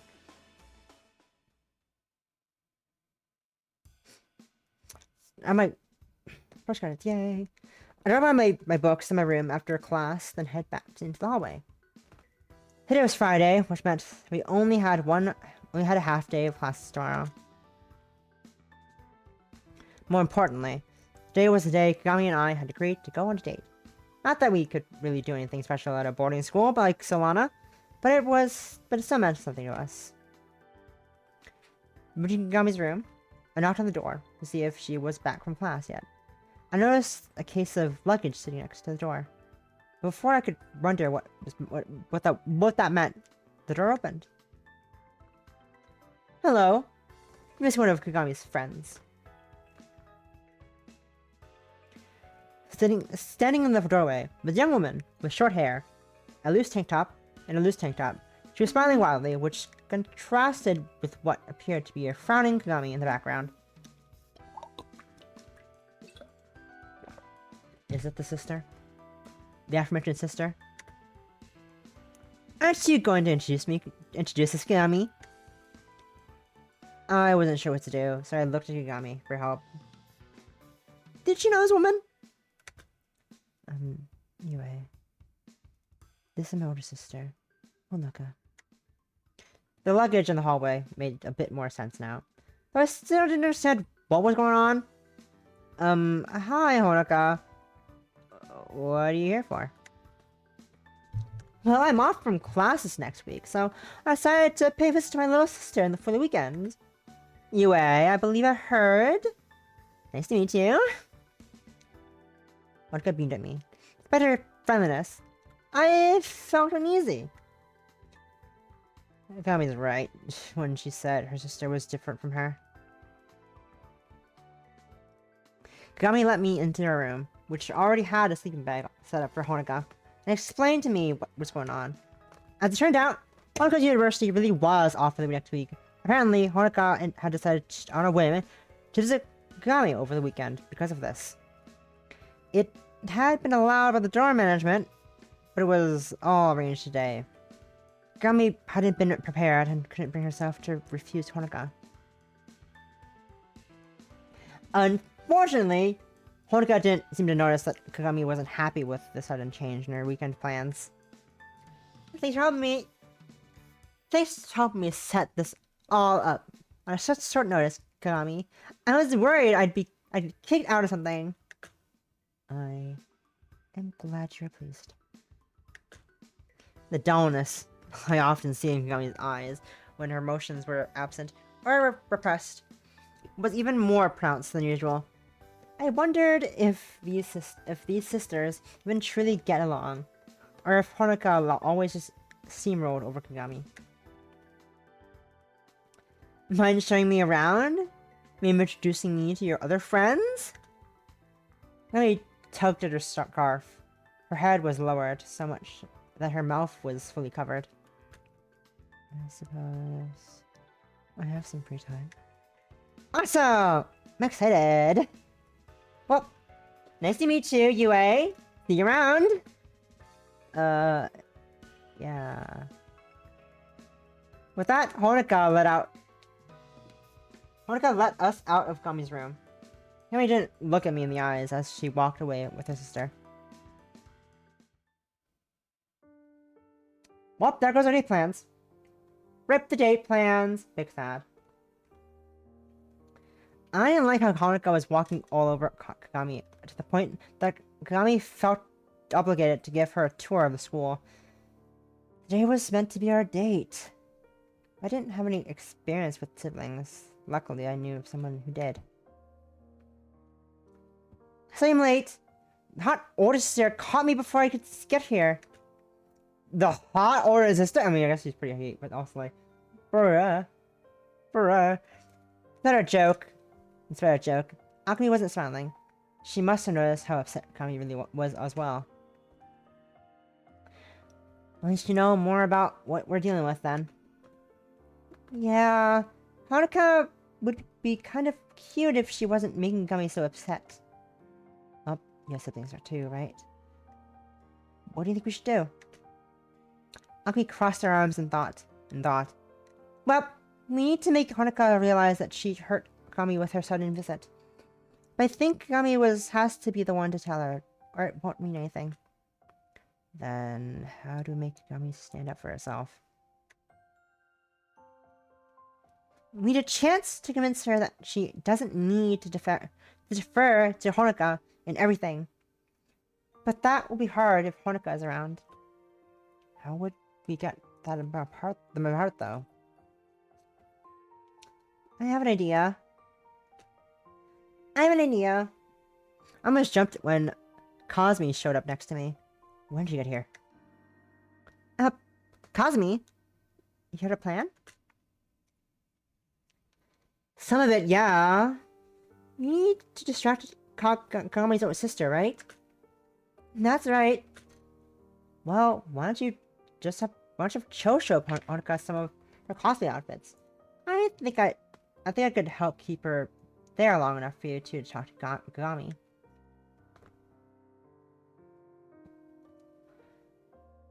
Aki nodded slowly, then looked at me with a half-hearted smirk. It could work. What do you think, Yue? It's your girlfriend we're saving. Yours is the bait. Fair point. I'll ask if Cho is up for it. But if she is? I didn't have any other plans. Let's do it.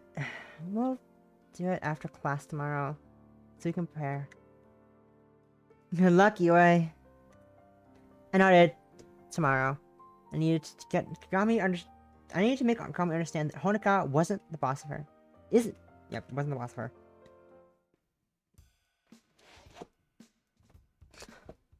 Aokui texted me that Cho was up for the plan. for her part. So after Saturday classes, we enacted the plan. I followed Cosme and Cho from our homeroom to Kagami's room, something only to change out of my school uniform.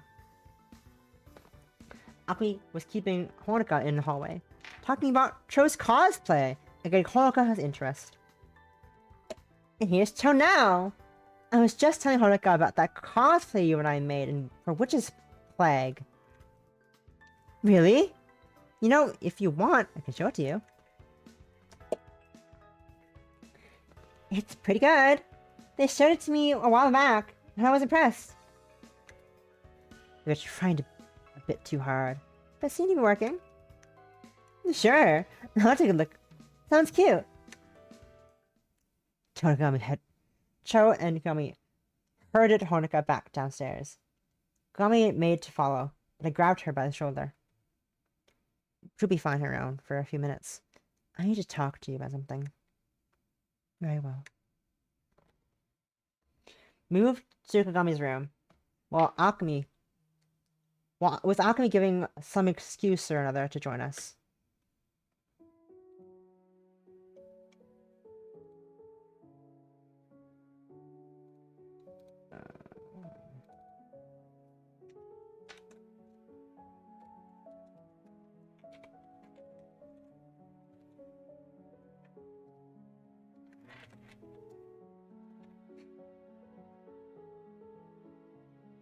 Once the door was closed, Kagami gave us a questioning look.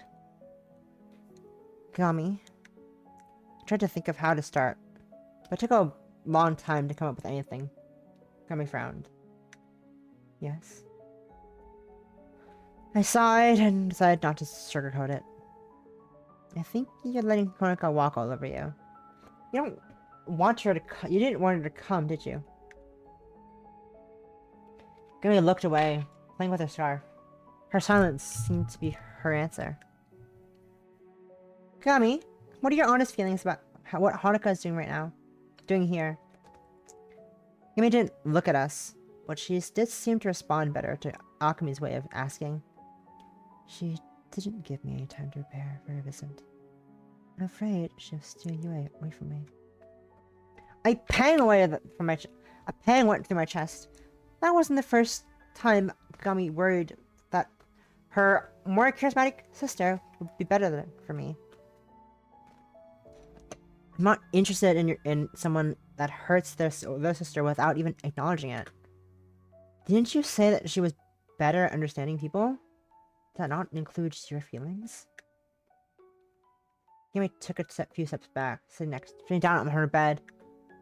She doesn't always understand my feelings. I'm not good at expressing them, either. You know that. Akumi stepped forward. Tell her what you told us.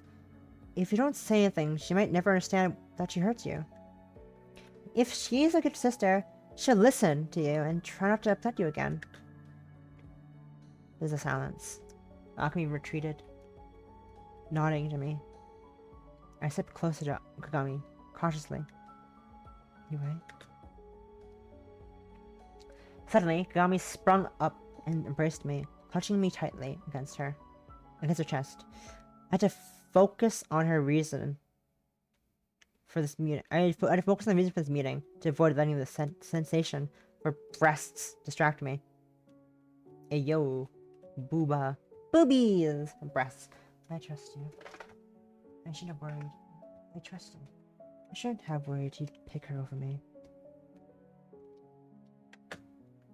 I'll talk to her now.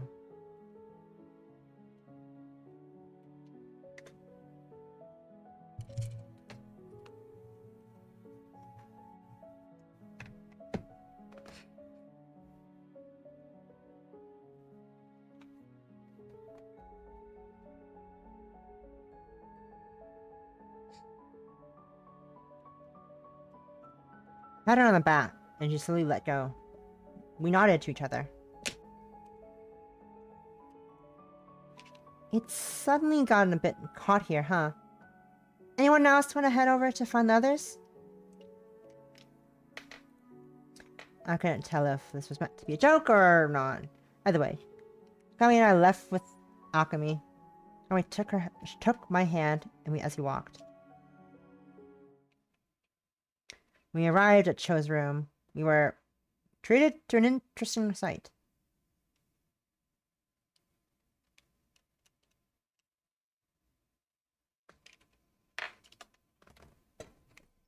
Huh. I'm not sure what to make of this.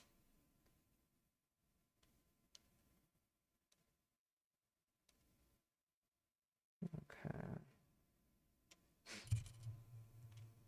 In a second, I am checking something real quick.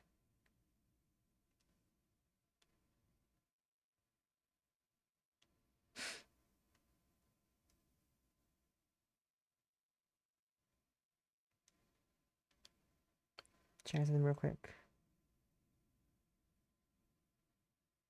Okay.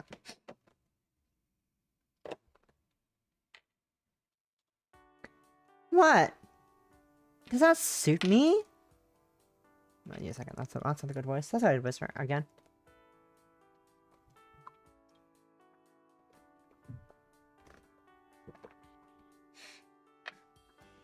What? Does that suit me?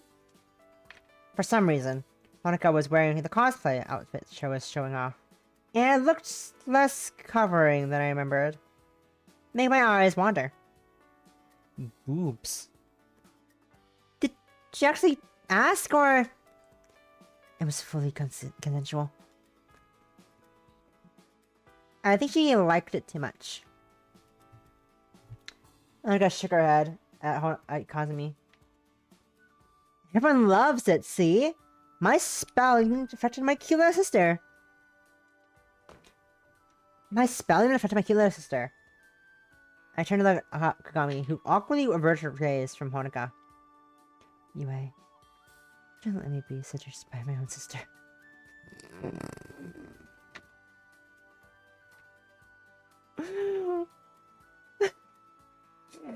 I'm sorry, give me a second.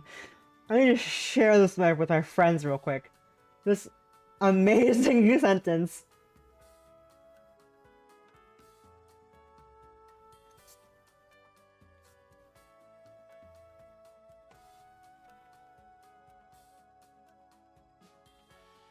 Give me a hot second.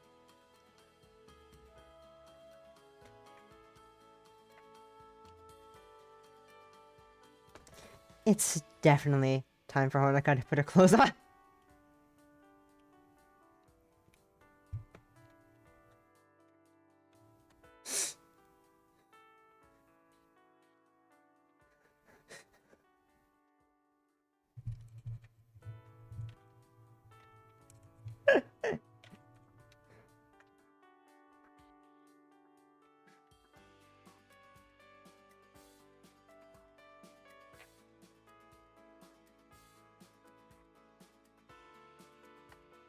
In a second,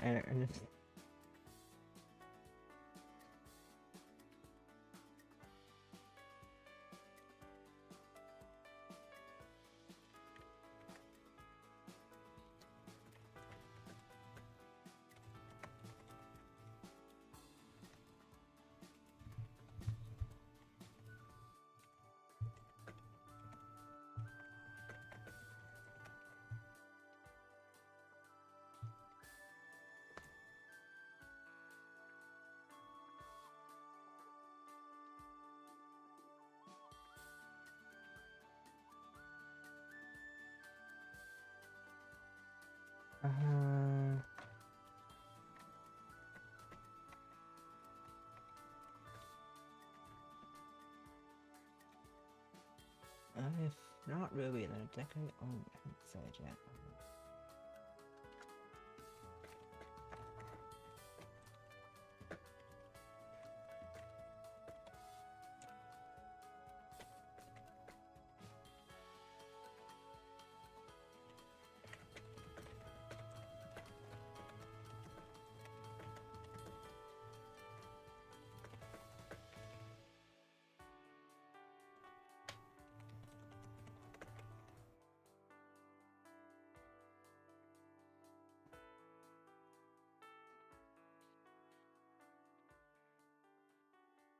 It was a bit. No, I'm trying to remember friends in the background. It was a bit of an event to get Honoka away from the cosplay. We eventually managed to get her away from the cosplay. When Kami and I had Honoka back at Kami's room, it was time to have the talk. The talk. Honoka. I need to speak with you. Alright. What is it? Kami looked over at me. I smiled with encouragement and nodded to her. I wish you had warned me before you came yesterday. Honoka's eyes widened and a frown formed on her face. Do you not want me here? Kami hesitated, then took a deep breath and spoke. I wasn't ready to introduce you to my friends. I was worried about what might happen. I haven't told you yet, but I have a girlfriend. I was afraid she'd like you more than me. Monica nodded slowly. She glanced at me. Is Yue your girlfriend? Yes. Monica lowered her head. She frowned a bit and thought. I'm sorry, Kagami. I thought you'd like it if I surprised you with a visit. But if you want to be able to prepare, I'll let you know in advance if you want to visit. If I want to visit again. And I can't speak for Yue, but I won't try to steal her away from you. But I'm gonna tell my mom and dad about her soon. You're gonna tell mom and dad about her soon? I'm not sure yet. Monica shrugged. I'm sure she'll be they'll be fine with it. Don't worry too much, okay? Thanks. From there, talk turned to what Honoka would do before she left tomorrow evening. Honoka offered to let her stay another night and leave Monday morning, but Honoka insisted she'd get to her dorm before it was too late at night. I can English good, read. I can read. Totally. I can totally fucking read words.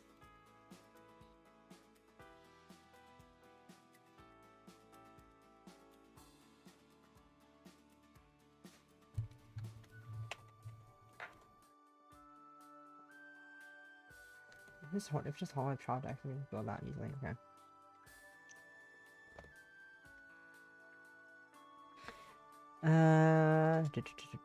I felt relieved that Nami was able to get her feelings across to her sister. Her eyes seemed a bit less dull after their talk. When it was time for me to head back to my room for the night, Nami followed me into the hall, closing the door behind her. Behind us. I can read English so well, guys. It's totally good. Oh my god. I can read so good, guys. It's professional streamer reading. Thank you, Yue. It was because of you that Alchemy and I were able to get through to her. Alchemy, that I was able to get through to her. I'm glad I could help. You looked terrible yesterday. I could just sit and watch that. Gami smiled. I smiled back, dumbly happy to see the correct expression. Then hers were against mine and her arms were on me. I had to take a moment to realize I was being kissed. Jealous. Jealous! I want some of that.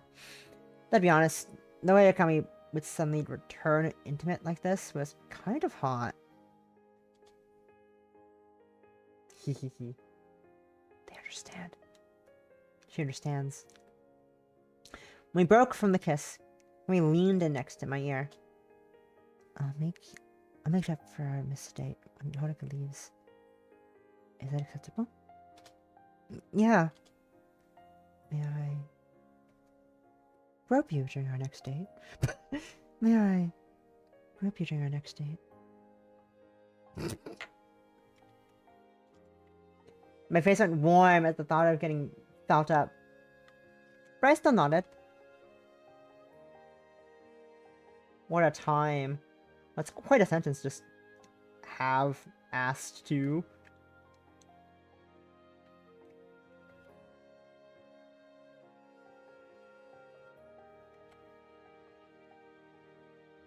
Wheeze.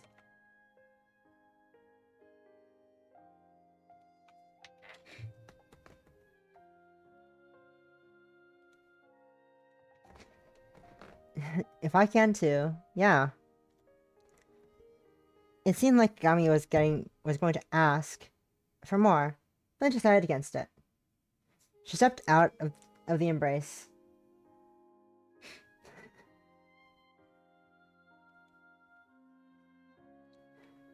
See you tomorrow. See you tomorrow, Yuri. I look forward to our date. Me too. Gami went back to her room, and I started to head back to mine. I touched my lips, remembering the kiss. Really excited about tomorrow's date. I knew it was going to be hard to get to sleep that night. And that's the game. Oh, that's it. We're done. Wow. We finished the game. Hardcore gamer. Hardcore gamer. Aftermath.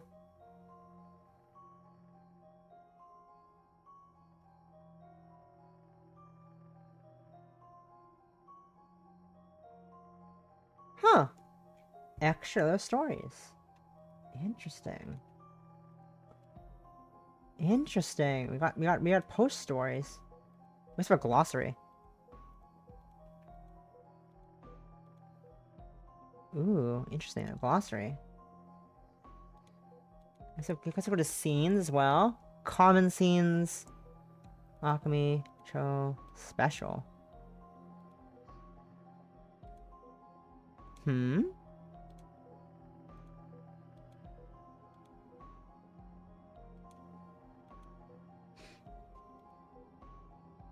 Common. Final conversation. Special. Kogami. I don't know what these index means exactly. What does special mean? Interesting. Interesting. So this game has a bunch of, this game has a bunch of other achievements. There's 3 hidden achievements, and I assume the hidden achievements are probably from the extra stories. And of course, there's 3 other ones for the endings of, dating Cho, Alchemy, and not dating anyone. I didn't think that was an option. Oh, interesting. We still have a bit of time, so I might do one of the after stories. I'm gonna do one of the aftermaths, but first I'm gonna go do a quick bio break, and I'll also decide which one I'm gonna do during that bio break. But I'll be back in a hot minute, y'all.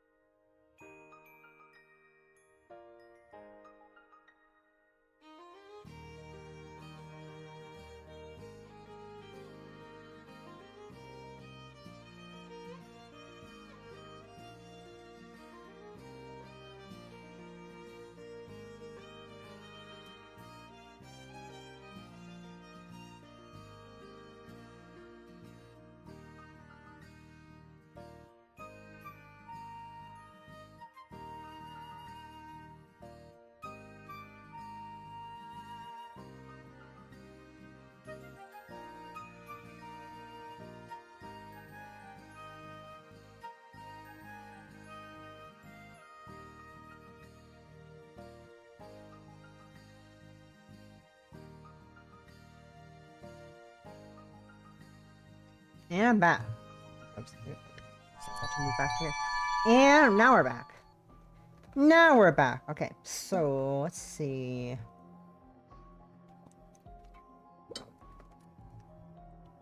Which one? I think I want to do this one side story, one aftermath only.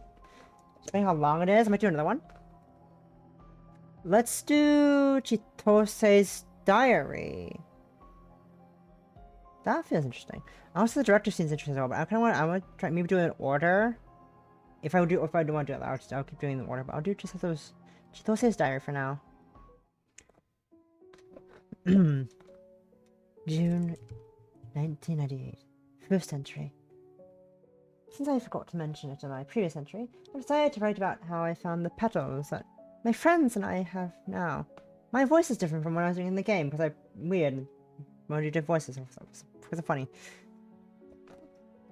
Last month I found a secret room underneath our dorm.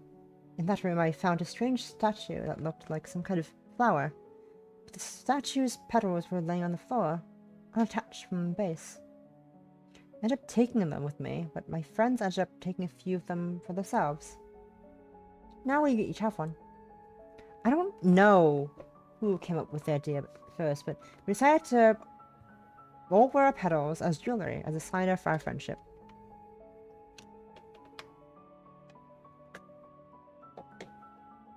As part of me wonders why there was a statue like that and why the petals were broken off. When I tried to find the door to the hidden cellar, it wasn't there anymore. June 1998. Second entry. I'm not sure if I believe what I'm about to write, but I'm going to get it down anyway. A few days ago, Sakura got angry at me for some other girl in her science class, and lit her on fire. Not with a gas burner, but she started thinking it. The very next day, Akame summoned a sword out of nowhere in the middle of class. I don't understand how to explain this. The only thing that comes to mind is that it must be magic. Apparently, the petals we found can turn into weapons and cast spells. But how is that possible? They should just be pieces of rock, right? Sana said it's sort of like something from a Magical Girl anime. I'm not so sure. What would we need weapons for? We're high schoolers, not soldiers. The others want to keep experimenting with their petals, but maybe we shouldn't be so quick to accept them. At least not until we understand what they are and how they work. June 1998. Third entry. Today I learned the name of the statue we found our petals next to. Nightshade. At least that's how I feel compelled to say it. It was like the name just popped in my head when I found it again. The thing is, that door wasn't there the last time I tried to look for the nightshade. Is it meant to be hidden? Is someone concealing the door most of the time, and I just happened to find that cellar by accident when the door was unsealed? I wonder if taking the petals was a form of theft. They weren't given to me after all. I just wanted them, as if someone was driving me to take them. But I still gave the other 4 to my friends. Why didn't I keep them all if I wanted them so badly? Something feels wrong when I look at these petals. I'm starting to think they were hidden in that cellar for a reason. July 1998, first entry. Ayami got into a fight with a classmate today. I didn't hear what they were arguing about, but Ayami ended up trying to strangle the girl. I thought Sana would have tried to calm Ayami down, but being her best friend and all, but Sana just sat there and let it happen. It's almost like she enjoyed watching, because she seemed annoyed when the teacher broke it up. I tried talking to Ayami about it after class, but she didn't want to talk about it. I asked Sana instead, but she got really evasive about what started the fight.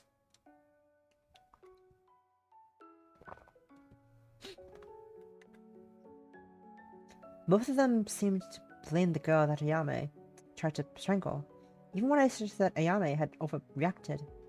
I don't know what the girl could have said to get that reaction from them. Also, I've been having nightmares lately. I didn't want to write about them, but they're starting to get bad. I can't remember the details of many of them, but every time I feel like I'm going to be abandoned by someone important to me, sometimes I feel like I'm about to die. Like last night's dream, a shadowy figure that looked like Ayame came to me at the door and tried to stab me with a sharpened pencil. Right when I was going to be struck, I woke up from with a sharp pain in my chest. I find myself keeping my petal close these days, grabbing it and rubbing its surface whenever I start to feel worried. It never helps me feel better, but I continue to do it anyway. I don't know what it all means, but I'm starting to get scared. July 1998, second entry. Sorry, classes start today. I was going to hang out with Mio for a bit, since I'm starting to worry about Ayame and Sana. But it turns out that Mio and Sakura were dating again, even after the insulting things Sakura said about Mio when they broke up. Mio continued to pine for her. Somehow Sakura managed to pull herself away from flirting with everyone else to date Mio again. I should be happy. To my friends who had been awkwardly avoiding each other whenever possible for months, we're together again. So why does it frighten me to see them together again? For whatever reason, I find myself noticing that Mio kept rubbing her petal. Sakura didn't seem to be wearing her petal today, but since her hand was in her pocket whenever she wasn't doing anything, I wonder if the petal was there. I hope I feel better soon. Something must be wrong with me. July 1988. Third entry. Nightmares wait for me every night now. And even when I'm awake, I wonder if it's just another nightmare. Sakura got into a fight with someone who insulted Mio. I'm told the girl almost had to be hospitalized. Also, Sana got outed for having spread nasty rumors about a girl that Ayame didn't like. I only considered those events real because the things that happened in my dreams wouldn't leave me alive to witness them.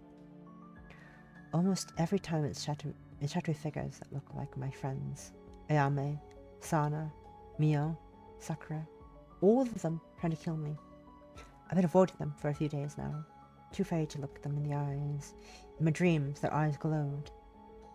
What would I do if they glowed like that when I was awake? If it has to be the petals. This all started with when I found the damn things in the tower. I can't refuse to believe my friends were always like this. I need to destroy the petals. August 1928, first century. I think I might have an idea how to destroy the petals. The petals in the nightshade must be linked somehow, as they seem to be a part of a whole, so I tried to learn about the nightshade. Unfortunately, the nightshade can't be destroyed by hands. It's sturdier than it looks. But maybe the petals are protecting it somehow. I'm not sure. I need to ask the others for the petals first. I hope this works. I'm going to need everyone's help to manage this. This entry has been torn from the diary, having been caught between forwards when the diary was retrieved. The entry has no date on or header. I've discovered the Nightshade's weakness. The petals that contain its power can be destroyed, weakening the Nightshade itself. However, it seems the petals are only brittle when in the presence of the Nightshade, because I remember trying to crush my petal once before. This final entry is written in a scrawl. I tried to convince the others to destroy their petals, but they detected me. Someone please stop them. Okay, that was short. And interesting too. It's interesting the difference in how the petals are like reacting, kind of. How the petals like function compared to how they functioned for the other four. And it didn't make them aggressive. I wonder why. I wonder why the petals made everyone aggressive this time, and not during Chitose's time, and not during our time. Interesting. We're still for the time. Let's do the director then. Let's hear about the director. Let's up with her. A notebook rested on my desk. Top of the page was dated June 20th, 2015. Decades of habit kept me writing these notes on paper, fully knowing that I'd need to type them out eventually anyway. It simply felt incomplete to only have digital records of this information, even though notebooks were unwieldy when compared to even a simple flash drive. I was stamping my pencil on my desk, planning how I'd record this information, when a knock came to the door.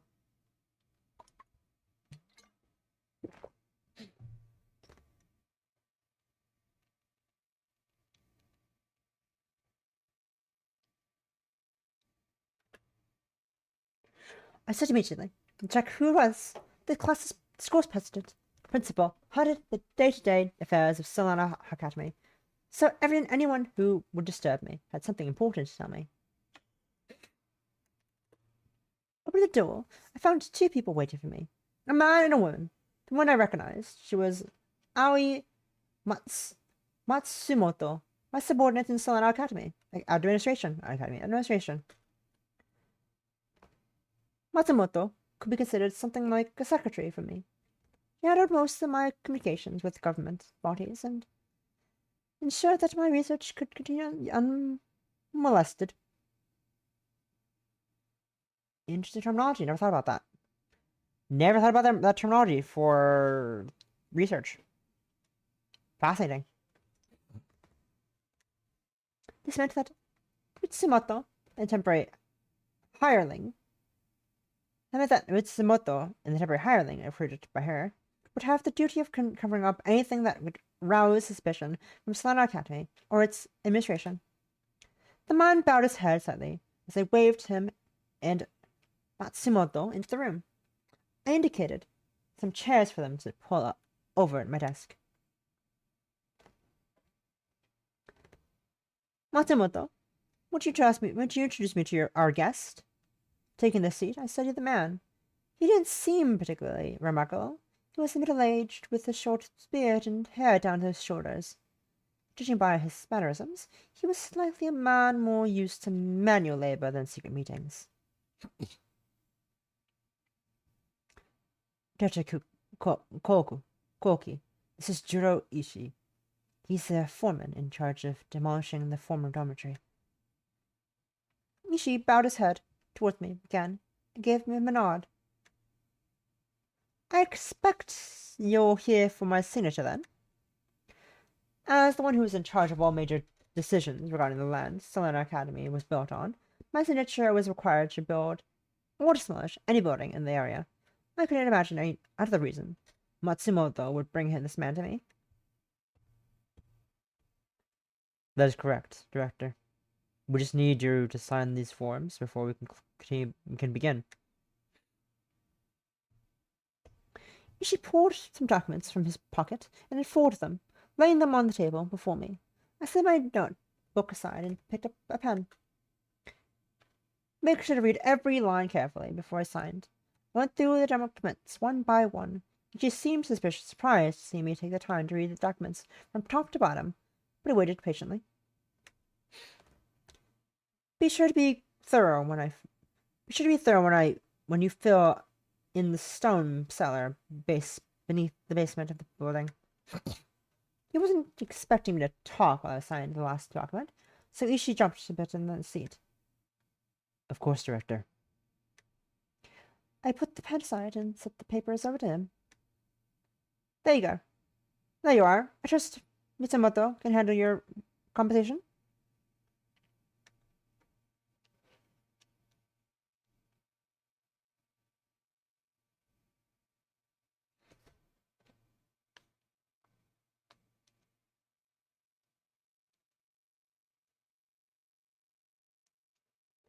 Sorry. Mitsumoto stood up and nodded at me before turning to Ishi. The director's busy, so let's take care of the rest of my office. Right. The two of them took forms and left the room. Matsumoto closed the door behind them. I slid my notebook back into place in front of me.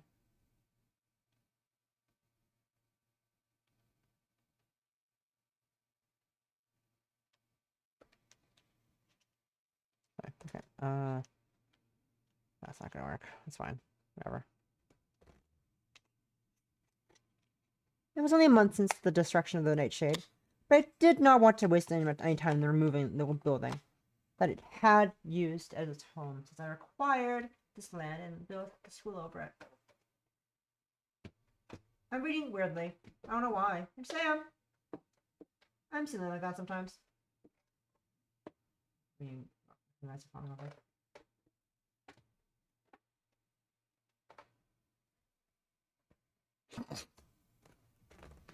After the incident in 1988, I simply couldn't risk having that building present now that I could study the Nightshade from the comfort of my office. Thinking of the Nightshade, I looked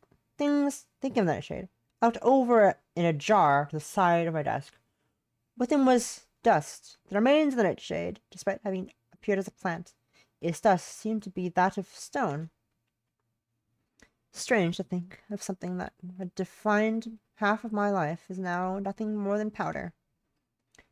I had been assigned to study and detain the Nightshade about 26 years ago. Back then, I was barely out of college. So this false plant was dominated my professional life until it's crumbling just a month ago. Originally, the government had wanted to close off this land to prevent the people from getting near the Nightshade. It caused terrible nightmares in those who remained in contact with it, leading to violence and madness and betrayal. I was able to convince a few people that I could contain the threat if I were given control of this land, and luckily, my proposal was accepted. This in 1998 proved to me just how dangerous the Nightshade was. Those girls' deaths, while possibly necessary in the long run, surely caused doubt in those who had granted me this land.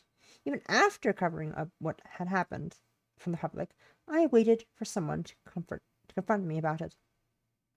My lack of empathy for what those girls must have suffered to help me learn how the Nightshade worked would certainly have made those distrust me.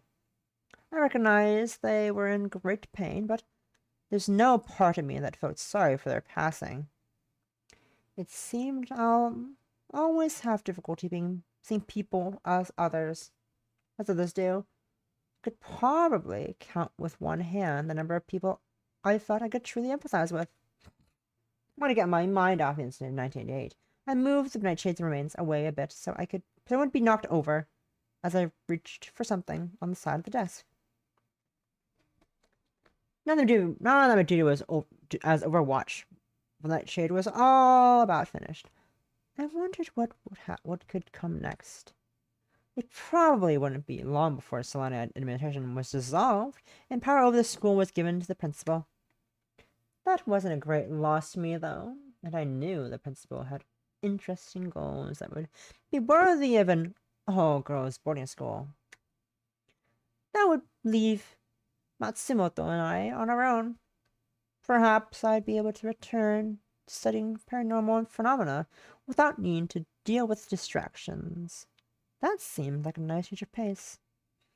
I realized if I had let my mind wander from the task at hand, ever since Matsumoto's interruption, so I picked up my pencil and leaned over my notebook. Mouthing the words as I wrote them to keep me focused, I began to put my notes into paper. After extensive study of the Nightshade's remains, I have confirmed one of my theories. The Nightshade itself, the flower-like object, was a container of some kind. This container also had several side compartments. The petals. It seemed whatsoever was in the main whatever was in the main compartment was being forcibly split into small compartments, perhaps as an attempt to dilute it. Now, these petals fell off at some time ago, before their discovery in the summer of 1988. The Nightshade continues to extract something from the main vessel, but that was not contained as well as it had been while the original petals were attached to the Nightshade. The petals themselves seemed to be powering this extraction, thus causing the newly grown petals to wilt and fail to function when the originals were destroyed. When all 5 were destroyed, the containers collapsed, releasing whatever was inside it. However, this substance dissipated, just as it was being held together by the Nightshade.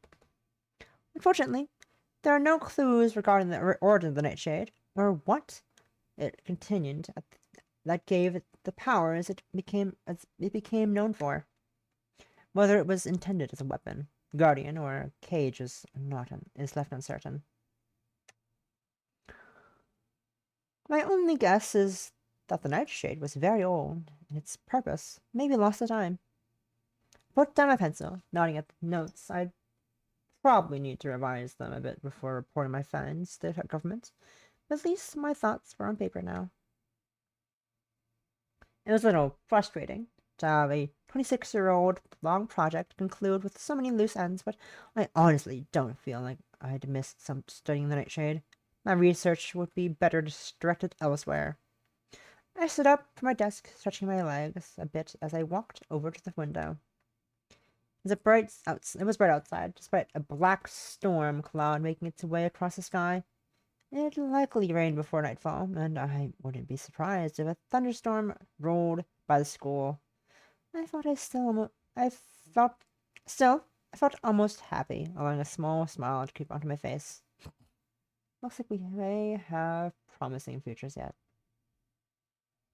Interesting. Okay. So, we're learning a bit about the director. Interesting. Okay. Interesting. So, I'm not that surprised that that director's been working here for 26 years since the original incident as well. It's interesting to learn about the petals were like an extraction device. I wonder what they're extracting though. I wonder what make them so one cause nightmares. And two, what make them the class of 1988 so aggressive? I wonder. Oh well. I guess I don't know. I guess I'll never know. At least maybe they answer in the sequel game. But I'm not sure. Interesting so far. We have the time. Let's go for next one. Let's go for another one. Let's go for the transfer.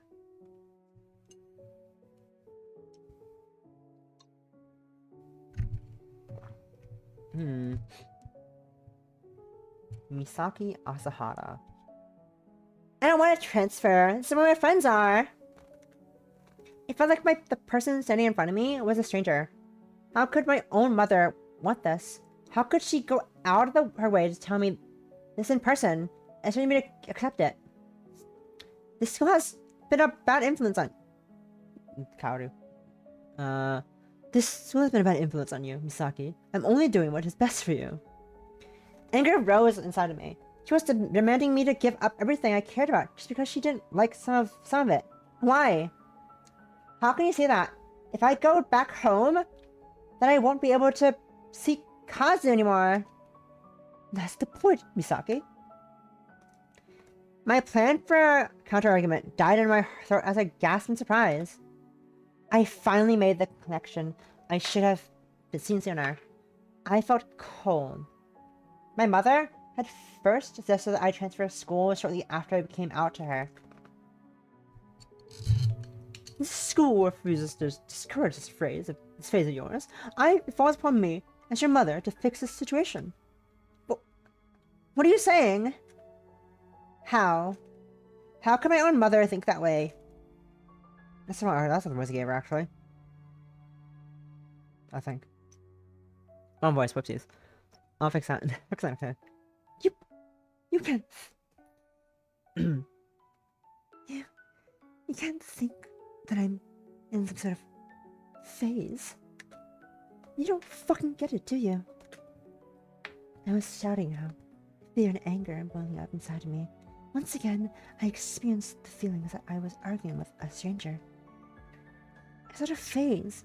Making me move back won't change who I am. My mother frowned, seemed surprised. She looked at me in the eyes and hesitated.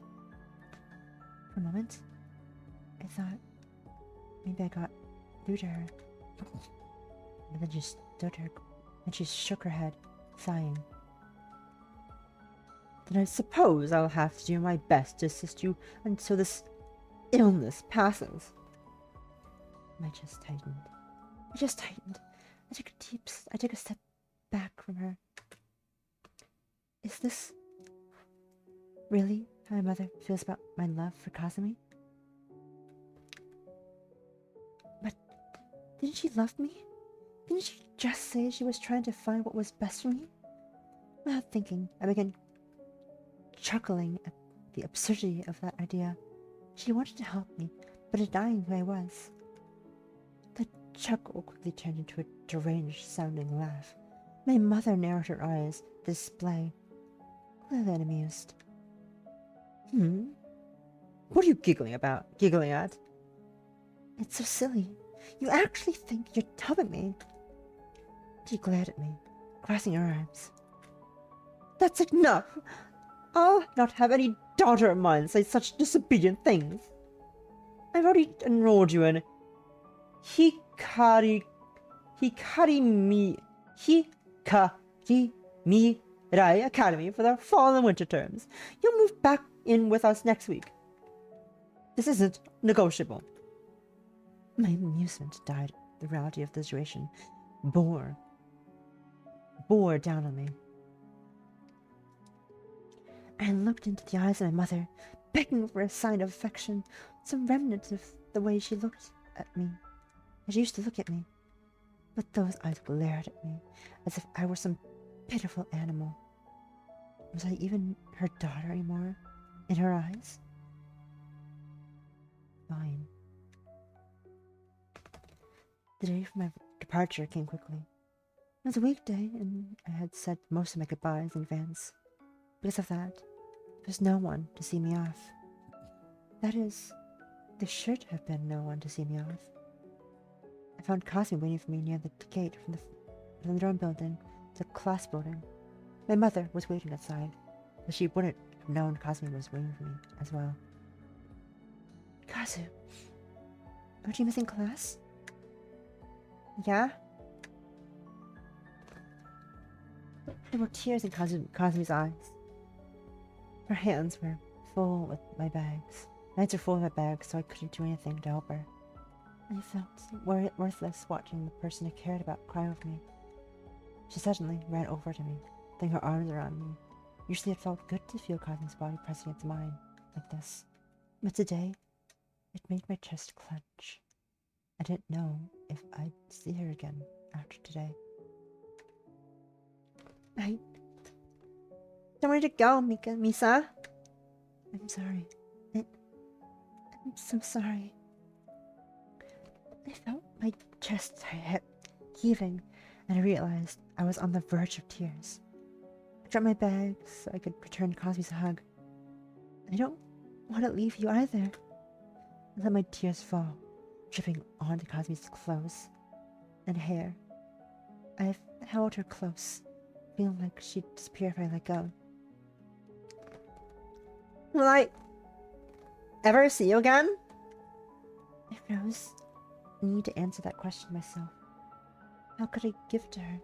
I was afraid to even imagine a life where I never saw Kazumi again. I don't know.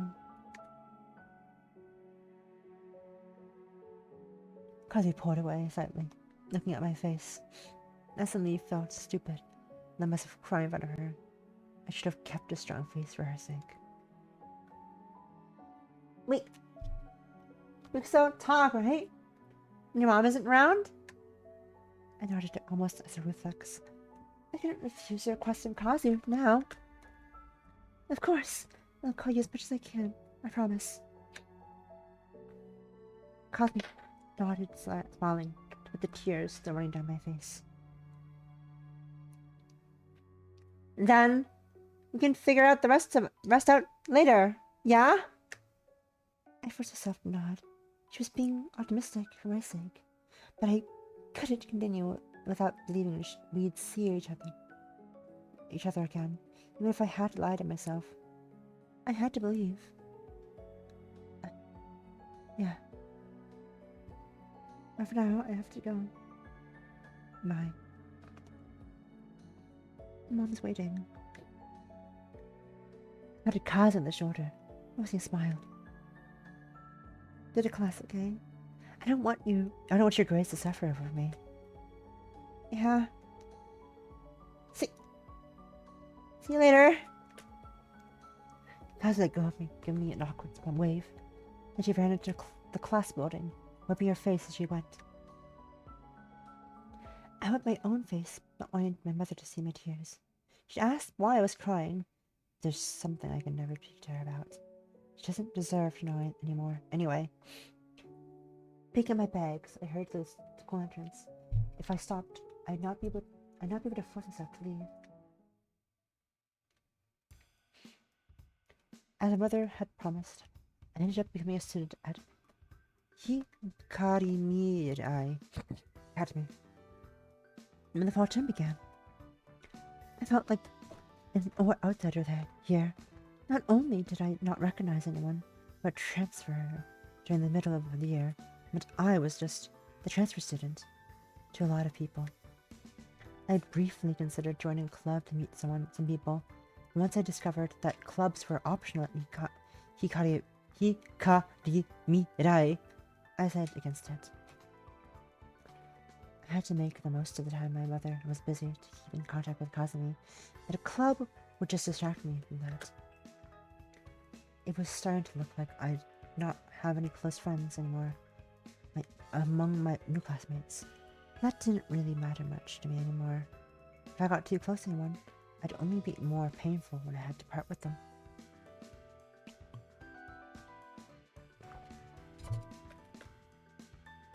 However, I started noticing some strange things during my first weekend. Hikari Mirai. Most of the class got along with each other, but there seemed to be a few major rifts in the camaraderie in the group. One of said rifts was their obvious. A rude boy named Iwakura seemed to get into a lot of arguments with people, as expected. This left him with few friends among the rest of the class. The other one was a bit more subtle. It took me until the end of the first week. I noticed that the class representative for the girls, Mei Miyahara, and her friend, Muranaka, seemed to be the ones in charge of the class's opinion on things, whatever they decided. It as followed.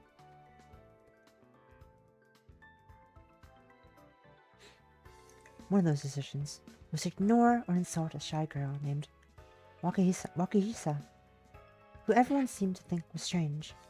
It quickly started to look like bullying in my eyes. My opinion of Miyahara and Muranaka dropped quickly from then on.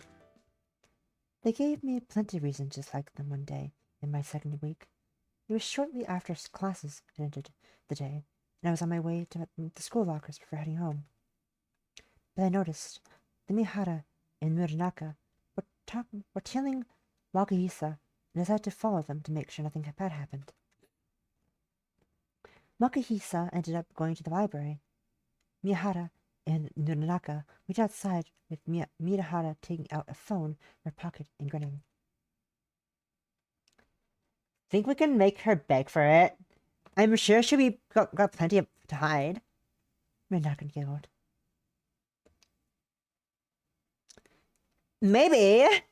Miho, no! Don't give her Miho as a first name. Miho. Not Miho, their first name. Maybe. What are you gonna ask her for? Good question. Maybe I'll go for money. You haven't gotten that before, so she'll be surprised. I felt anger rising up inside me to listen to these girls. They'd crossed the line from potentially bullying like behavior to being blatant bullying. I walked over to confront them. Hey, Miyahara? As I approached them, Wakahisa exited the library.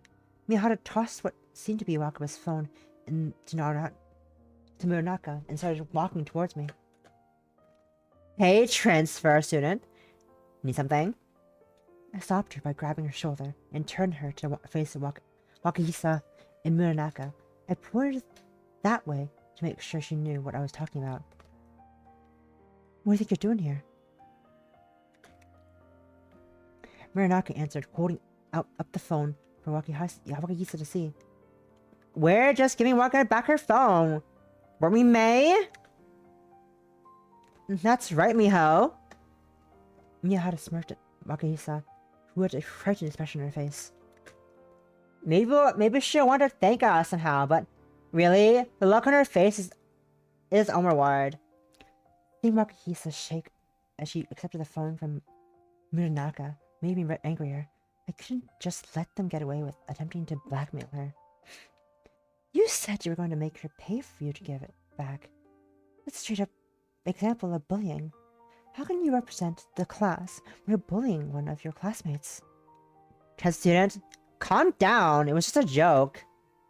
I shook my head, walking over to position myself between Wakahisa and the other girls. I'm pretty sure it wasn't. Don't expect me to fall in line just because of what else goes along with what you say, class rep. Miyahara's eyes went wide for a moment. Only a moment. She grumbled, then motioned to Muranaka. I suppose we'll take our leave if we're that unwelcome. Yeah. See you tomorrow, Asahara. It was the first time she had used my name, but she said it with such venom, and like it was a curse. However, Miyahara and Muranaka left, just like they promised. Hello, phone. Anything important? Nope. Okay, bye. I turned to Wakahisa, who seemed to have calmed down a bit. Are you okay? Yeah? Is this a common occurrence? Those two picking on you? Wakahisa frowned and looked away, but after a moment she nodded. That's sick. And to think people look up to them. Or maybe everyone's just scared of them. Take a moment to consider that. It was possible. And it actually make more sense, actually. If everyone else in the class thought they could be the new target, if they stood up to Miyahara and Muranaka, then they would let their bullying slide in exchange for safety.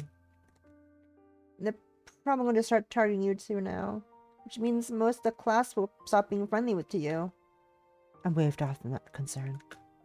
I don't want to be friends with anyone willing to get the bullies like that getting away with this shit. If you're sure. I don't think it matters at this point, though. Miyahara sounded like she hated you.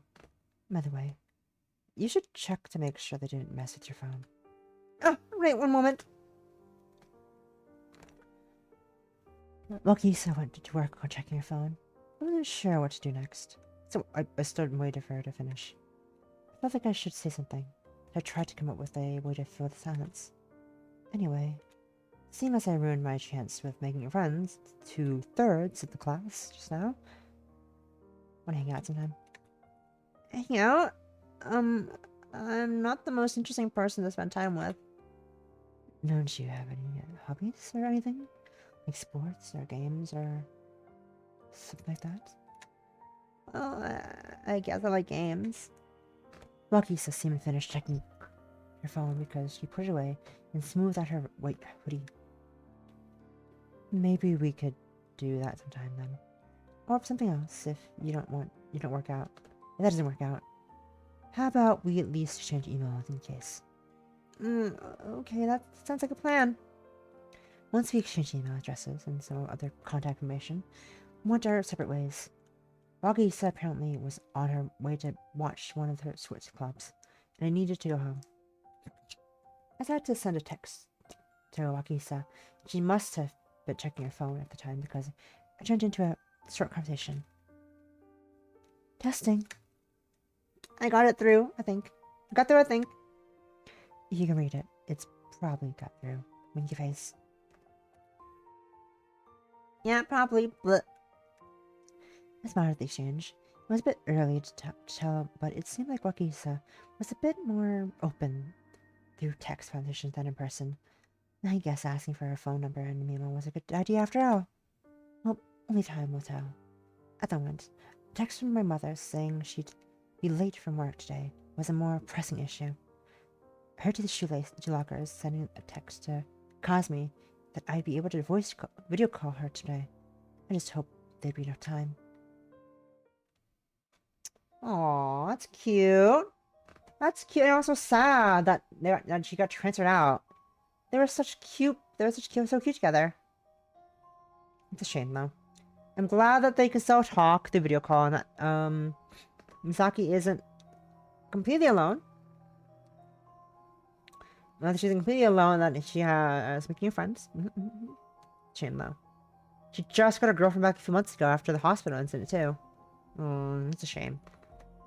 Okay, we have 2 more. We still have a bit of time, so let's get through a teacher's heart.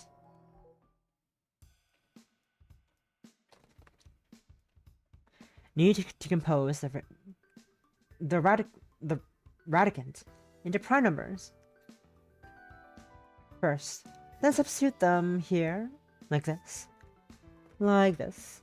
That way we can find the common radicant and simplify with... Alright! Prime numbers! I should have thought of that earlier. That makes it much easier. Shimizu smiled at me, and I felt happy that she understood the solution now. A lot of students would probably just stumble through or copy answers from online if they had trouble, but Shimizu took the time to make sure she understood everything in the lesson. Would you like me another copy of the practice sheet to go over? I went over most of them in class, but it could be good for you. Yeah, I'll take it. Yeah, I'll take it. Can never have too much practice.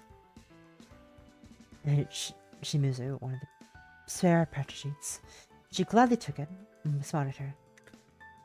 Let me know if you need help with anything else. Shimizu nodded and turned to leave the classroom. She was halfway to the door when she stopped suddenly. She stood there, just a moment, then turned to look at me, frowning. Actually, Miss Fujikawa. A pause. I felt uneasy at seeing the nervous expression on Shimizu's face. Then she turned back to the door and scurried towards it. Oh, never mind. See you tomorrow. She was out before I could say anything. To stop her. I could do nothing but stare at the door. What was that about? What was she going to tell me? Ask me, even. Shimizu had never acted that way before, ever since the year began. She would come to me after classes after class ended and just to discuss the math lesson. She, unlike most of the students, seemed to really enjoy spending extra time learning the lessons. After the summer break, she came to me after class even more often. She'd always leave smiling to herself. I'd feel happy that I was able to help her. But today, it's different. That nervous expression on her face haunted me. Something bad happened. I hadn't heard any news about problems in Shimizu's family, so that didn't seem likely. Could it be that she was being bullied by a classmate? Too scared to say anything? I shook my head and sighed. I was probably overthinking it. Maybe she was just having a bad day. Still, part of me still felt worried about her.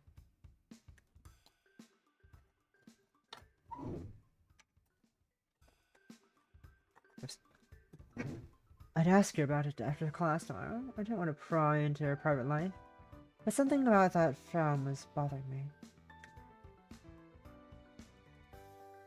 I was able to clear my mind before classes the next day.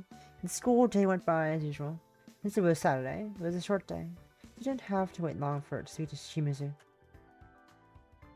As classes were nearly an end, I asked her to stay after school ended, and she immediately waited for me as everyone else left the room. I had to finish grinding Fukuda to turn in an assignment she had forgotten to bring. I motioned for Shimizu to come to the front of the classroom. Yes, Miss Fujikawa? We were alone now. I took a breath before I began. You seemed like you wanted to tell me something yesterday, but you left before you could say it. What were you going to say? What were you going to ask me? Shimizu frowned, and that nervous look crossed her face again. Oh, that. Don't worry about it. It's nothing, really. I put a hand on Shimizu's shoulder. I meant it to be comforting, but it just seemed to jump a bit at the touch. If something's bothering you, you tell me. I won't force you to say anything, but as your homeroom teacher, I'm concerned when I see you so worried. Shimizu froze for a moment. She swallowed hard and avoiding eye contact. Then she shook her under my touch and turned her gaze to the floor. It's not that I don't want to tell you. I'm just afraid what you think. I'll do what I can to help, Shimizu. I don't think any less of you. I won't think any less of you. Shimizu took a deep breath, still shaking. There was a long pause, and she raised her head a bit. Miss Fujikawa, the truth is I love you. I had a feeling it was going to go that way. I think it was going to be a student falls in love with the teacher. Oh no, this is scandalous. Scandalous! I was prepared for the emotions that crushed into me. My chest clenched from the sudden surge of adrenaline. My heart began to pound my rib cage. I could barely force myself to keep breathing. What do you mean?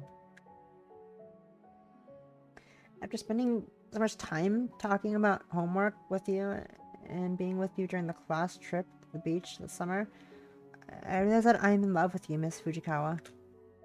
I withdrew my hand from her shoulder. I didn't know what to say. I had never been invested before. I always wondered if I'd ever find someone who loved me. But now, what finally happened was a student that had confessed to me. I'm obligated to protect her, aren't I? I see. I'm afraid that as the teacher, I can't return those feelings. Shimizu's body shook fiercely. Before she clenched more fiercely than before, she clenched her fists. She looked right up at me, finally meeting my gaze.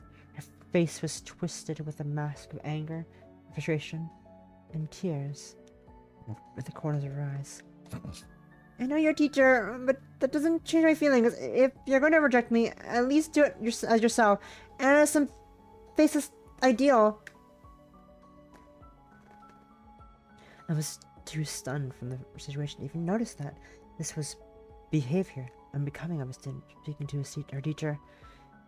Shimizu must have realized it, though.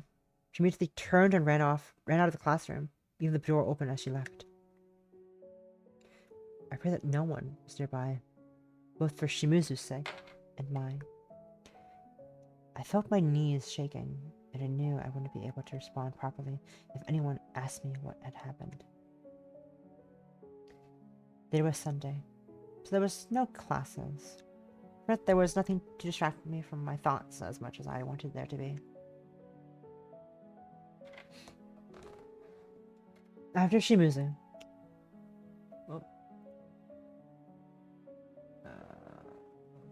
give me a second. This was here. That player. Shimizu's confession yesterday. I couldn't get the scene out of my head. I don't remember many of the details due to how stunned I was, but her parting words stuck with me. I'm assuming that was why I ended up dreaming of Shimizu last night. I tried to force myself to forget the dreams, but the images stuck with me. In the dreams, a number of different scenarios played out in my head. In one, I accepted Shimizu's confession. We hugged. In another, I rejected her. She broke down into tears.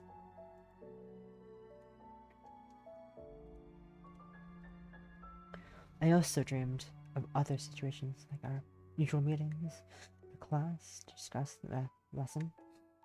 I sighed. I should have seen the signs sooner. I'm sure of it. She would sometimes come to me even if she didn't have problems understanding the lesson, and she was always so eager to do any extra practice I suggested, no matter how tedious. Why did I notice any of this? Was it because I was too happy to have such a willing student? Too obligated to her intentions? Oblivious to her intentions that while I enjoyed our time together, discussing mathematical concepts. I thought back on how I felt during our meetings. During the spring semester, I just thought Shimizu needed extra help and was making sure she was doing things correctly. I barely remembered what interactions I had with her on the class trip. Was the after-school meetings continued? As the after-school meetings continued, I guess I started to look forward to them. Shimizu's smile after figuring out a difficult concept always made me happy. While thinking back on those memories, I started to envision Shimizu's smiling face. Before I realized it, I was imagining kissing her. I shook my head fiercely, trying to dispel the thoughts I'm not allowed to think of a student that way. Even if she wasn't my student, she was over 10 years younger than me. She was still growing. I couldn't expect her to be mature enough to understand if a relationship with me was healthy or not. Yet as I tried to override my imagination with those thoughts, I reminded myself of Shimizu's parting words, that I shouldn't speak with an ideal while ignoring my own feelings. Did I have feelings for her then? If that's the case, what was I meant to do? It was illegal, yet immoral, to start a relationship with a student. Even if the feelings were mutual, I was her teacher.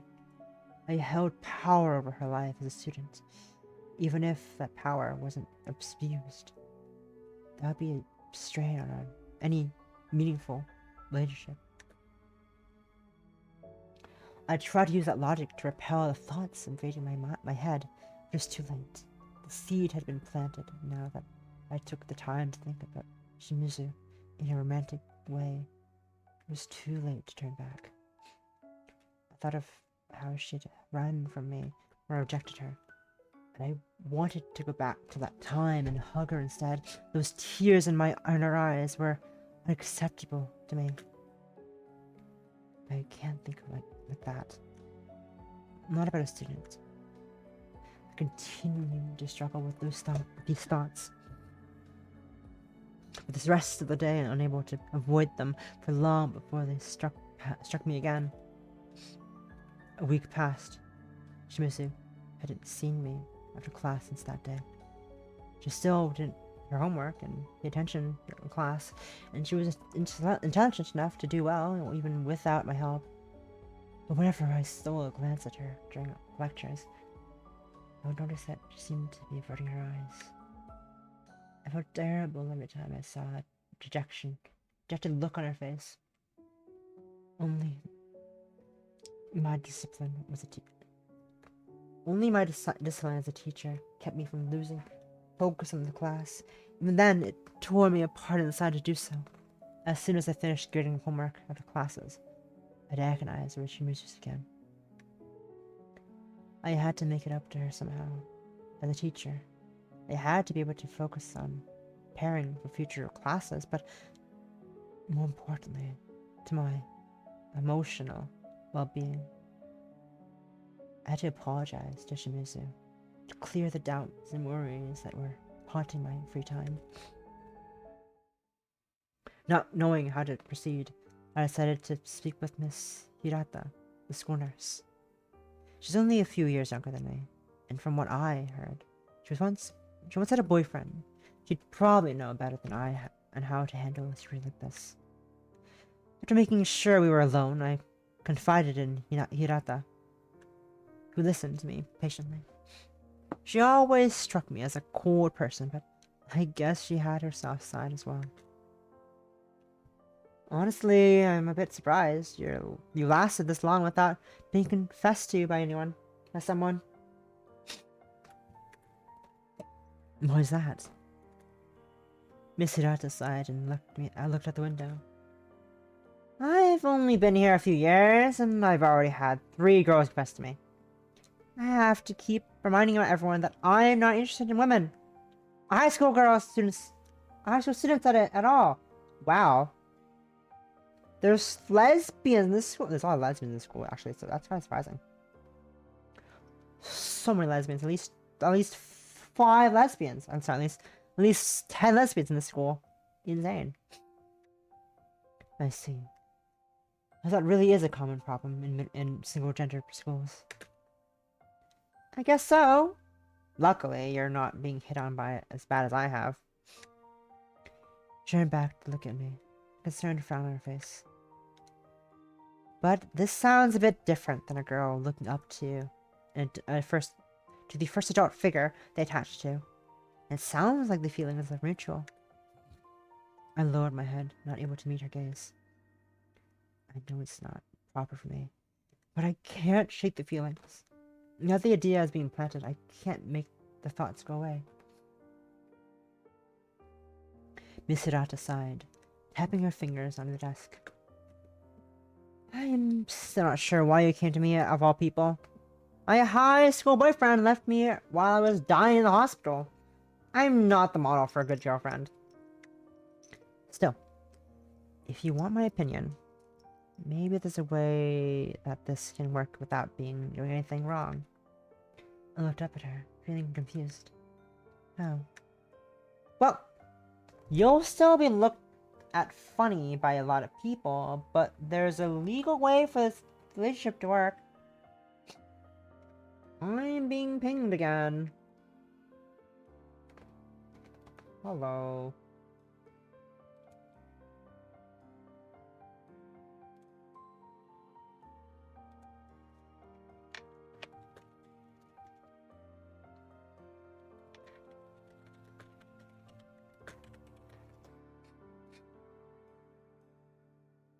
No shit, a signed cat. Oh wow, what a time. Nice spot attachment.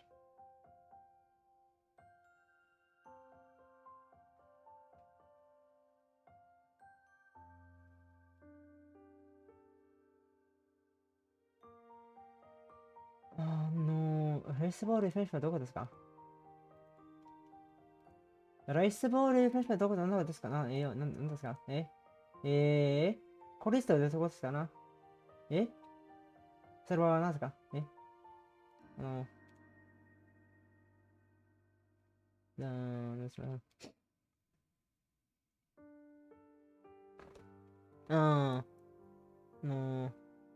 かな。川のどこです？ここにどこなんでレースボールを、それはグリーンそれ緑緑Sorry, I'm looking at it like, what the fuck? It's a green card in a blue-red deck, what the fuck? It's a blue-red deck, where's there a green card here?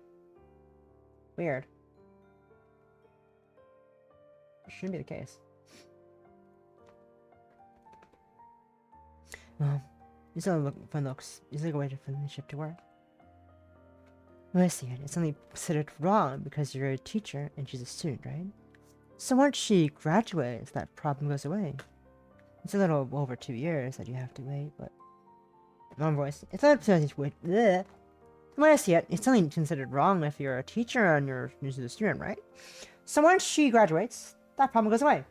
It's a little over 2 years that you have to wait, but if your feelings for each other last that long, it's a good sign the relationship will work out.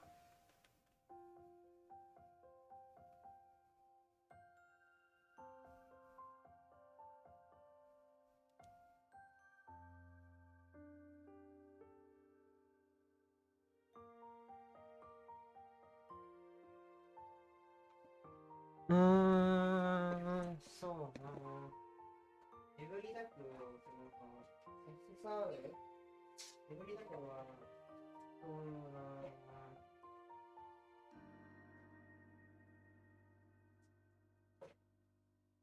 Every time the cube comes over the fucking bitch ass motherfucker. Sorry. Every child that comes with.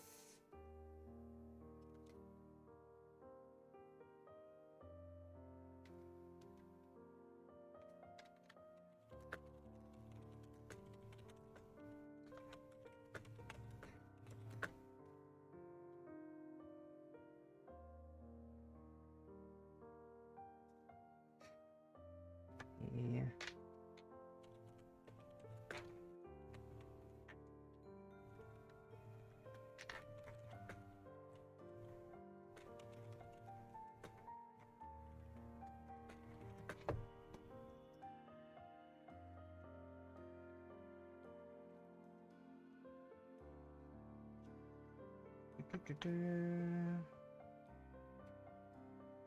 Box on the back, tells me the thing I'm looking for.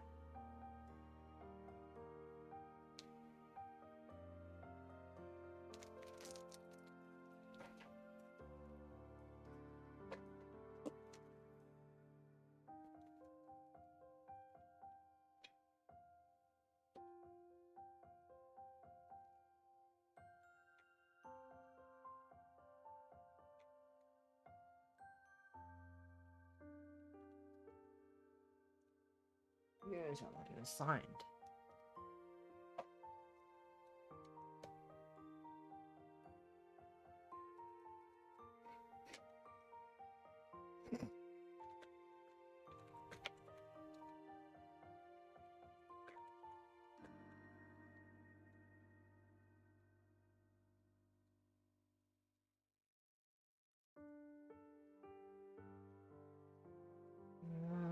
Three Tronics I have.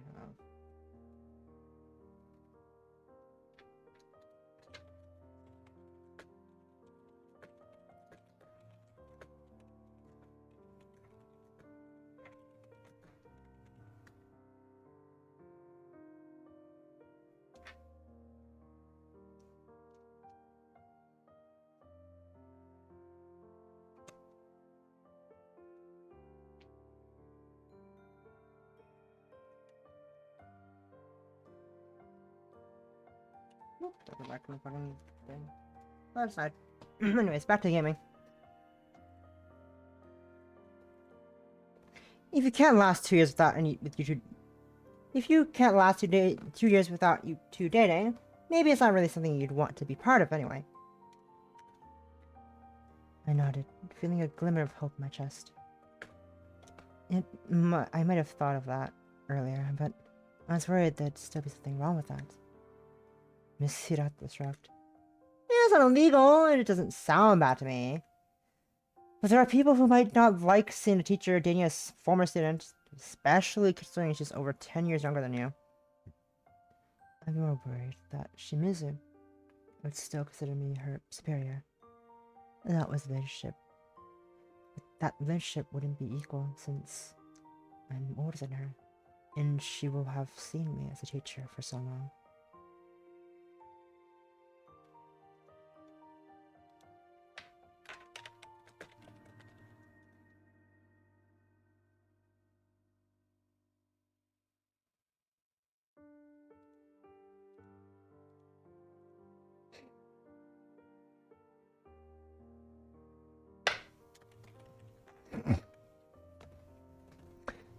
Sorry, the relationship wouldn't be equal since I'm older than her, and she would have seen me as a teacher for so long.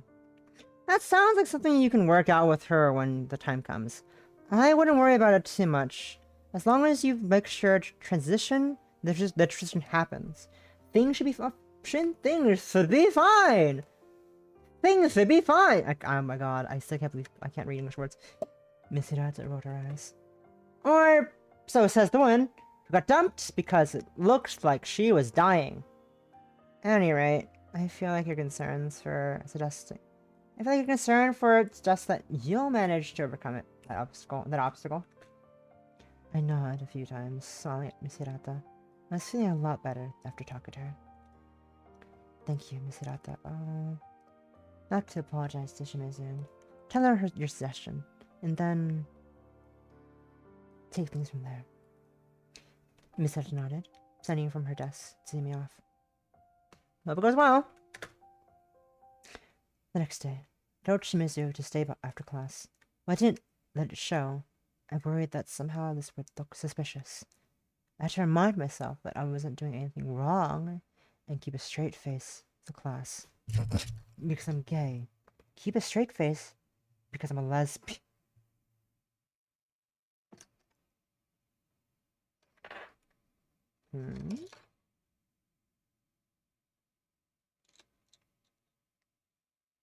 Ah, Silverity. Oh, excited.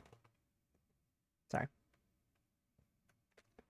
Well, I worried about Shimizu might decide to sneak out instead of remaining behind, like I had asked her to. We reached the end of the school day, and the only two of us remained in the classroom. I forced myself to examine Shimizu's expression, still averting her gaze, refusing to look at me in the eyes. She looks like a child waiting to be reprimanded. I sighed, guilt creeping into my mind. Shimizu, I owe you an apology. Neither of us moved for a moment. Then Shimizu looked at me with a confused frown. When you confessed your feelings for me, I was too shaken to respond properly. I was rude to you, hiding behind standard excuses so I wouldn't have to properly examine my feelings. Shimizu hung her head and shook it back and forth. No, you just did what you had to. You're a teacher after all. That's right. And as your teacher, I can accept your confession. I didn't want to leave a dramatic pause there, but my racing heart needed to be calm for a deep breath before I continued. Shimizu surely must think that's the end of what I had to say. However, I will not be your teacher forever. Slowly, Shimizu raised her head. Disbelief was clearly visible on her face. What do you mean?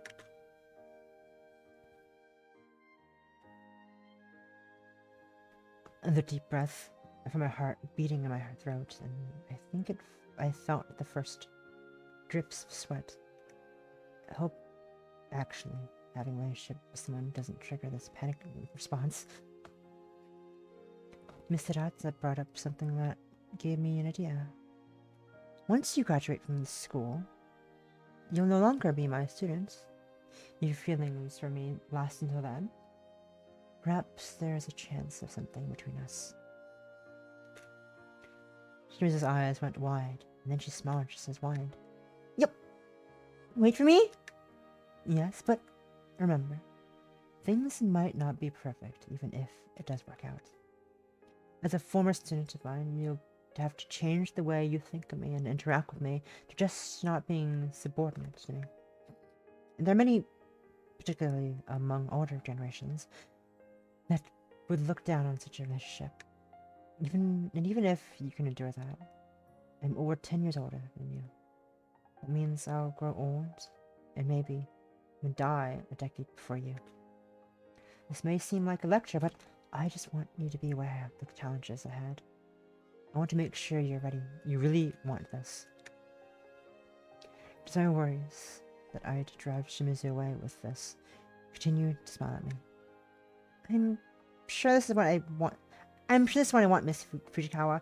And I'll have the next 2 years to make sure of it anyway.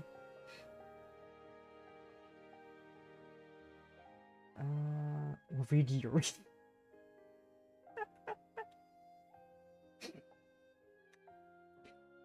Even the thought of that there might be a day where I can openly say that I love you makes me really happy. Even that caused me to breathe a sigh of relief. The tension seeping from out of my body. In that case, I'll wait for your final decision after graduation. Until then, we are teacher and student. Nothing more. Understood? Shimizu nodded, the most beautiful smile on her face. Understood! After that, things started going back to normal, more or less. She began seeing me after class to study again, and her disposition noticeably changed for the better. sometimes she'd still avert her eyes from mine, but now it was out of embarrassment instead of shame. Cute though. For my part, I made sure to keep my budding feelings for her to myself, as much as it pained me to force myself to wait. I knew it was the right thing. Even if there was no law against relationship between teacher and student, Shimizu was so young, she needed time to mature and sort out her feelings. That said, Miss Hirata seems to think that things will work out for us. Well, she was the terrible source of judging such a thing. I felt to myself, trusting that projection. Maybe it was just my wishful thinking. And so, Shimizu and I returned to our routine as student and teacher. Graduation was still a long way to go yet. I hope that her feelings continue until that day, and for a long time afterward. Oh, that's cute. That's cute. That was cute. I'm happy. It's a bit like I said, that's like quite the controversial relationship. But I'm happy for the two of them. I'm happy. I love myself. Some young budding Yuri.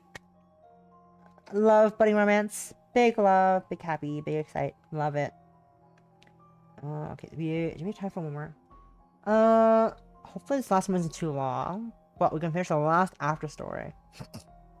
And yeah. So what are these special things though? I do wonder what this special is referring to. Maybe it has something to do with getting all the endings, but I will never know. At least for now, at least. Okay, so there's the main four. Yeah, there's a a sixth ending. No, actually, no, that doesn't make sense. There's 3 girls, no one, and then 2 more? Wait, what? Wait, what? Fascinating. Anyways, let's get to the pity. Let's finish the last story. I don't know who this is. I'm assuming this is UA. Could be wrong. We'll find out. I'll use UA's voice for now. I just did the math. There's more endings. There's more than there are characters to romance. Interesting. Fascinating. I was putting on my pajamas to get to sleep when I saw the letter on my bed. I put it there to remind me to read it before going to sleep. But now it felt more like it was blocking my way. Sighing, I picked up the envelope. Who sent letters? Who sends letters anyway? Who sends letters anyway? Hardly anyone would take the time to handwrite a letter. And there was no point in printing and mailing a text document. I already knew why the center was chosen to use a letter, of course, but it still annoyed me. The name Fuwu Hirata marked the letter. It was my older brother. Ah! It's my older brother! Might as well get this over with. I sat down on my bed, ripping the envelope open. I don't have the patience to do it properly, so it became a mess of paper quickly. Still, I managed to get the letter out intact. I skimmed the letter, not particularly interested in what Fuyu had to say to me. Most of it was him asking how I was doing and asking for me to actually respond for once. I was trying to lose focus when I suddenly saw the word Hideo mentioned. Reading that part of the letter started to feel heavy. It seems my high school boyfriend was going to marry another of my high school friends this coming spring. There'll be Hideo and Reiko Ikeda. My arms fell to my side. The painful memories were digging themselves out of my subconscious to remind me of how I had lost everyone close to me. The pain had dulled over time, but it was persistent. Maybe it would never fully go away, never stop influencing my future.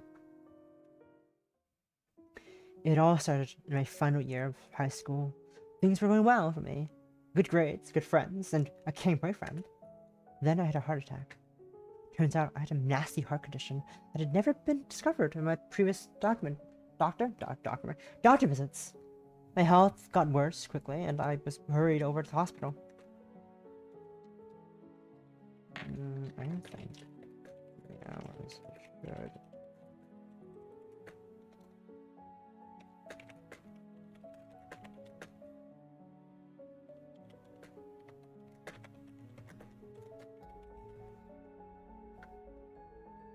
Despite my weakness, I still felt happy. My friends were there for me at every chance they could get. I brought you a present, Machi. Come on! Don't tease her like that! Just give it to her! What is it? What is it? Is that medical book about artificial organs that you were interested in? Real sensitive IKEA. Ikeda. Nice one! No, it's fine. It's interesting. I was going to buy it myself before this happened. Thanks, Hideo. I know Machi pretty well. She knows Zaki. Don't underestimate me. Now remember, this next time I have doubts then. Back then, we could still laugh it off. Surely there was a treatment or cure handy, right? As one might expect, there wasn't. Not anything cheap or easy. And certainly, nothing like a quick fix. At this time, some of the friends I wasn't so close to started to forego visiting me at the hospital. Fair enough. They had their own lives to deal with, and I wasn't a class project or anything. My health was getting worse, and my skin was deathly pale. Something about bad blood flow or like, maybe. I was in a great state to remember the details. All I remember of those days are the pills. I have a dozen a day just to keep my heart beating properly. That was when things started to fall apart. You took your pills today, right? Yeah.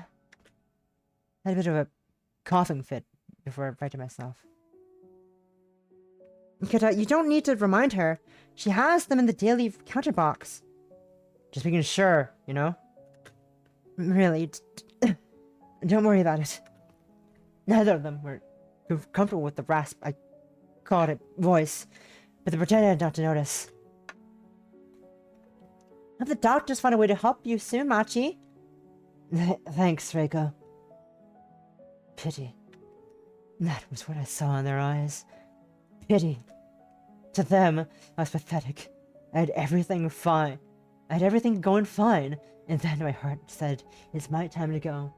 The only people that could help me weren't sure how to save me. The way they looked at me, the way they hid their faces when they frowned, the way they pretended not to notice how sick I was. Everything they did screamed in my mind, that's so bad for you, Machi. When my friends drifted away. That'd be fine as long as Hideo and Reiko were there for me. Then Hideo sends me a text saying he's breaking up with me. Never visits me again. Eventually, it was Reiko going to visit me. Do you need help with the fork? I got it. Okay, anyway, how are you feeling today? My entire chest is numb from painkillers, so that's good. Yeah, I guess I can help. What about the treatments? Did it work? No. Maybe overloaded my heart. So, I'm sorry to hear that. I'm sure the next one will work, though. Liar. I saw the pity in your eyes. You thought I was just dead. Little wonder that after 6 months in the hospital,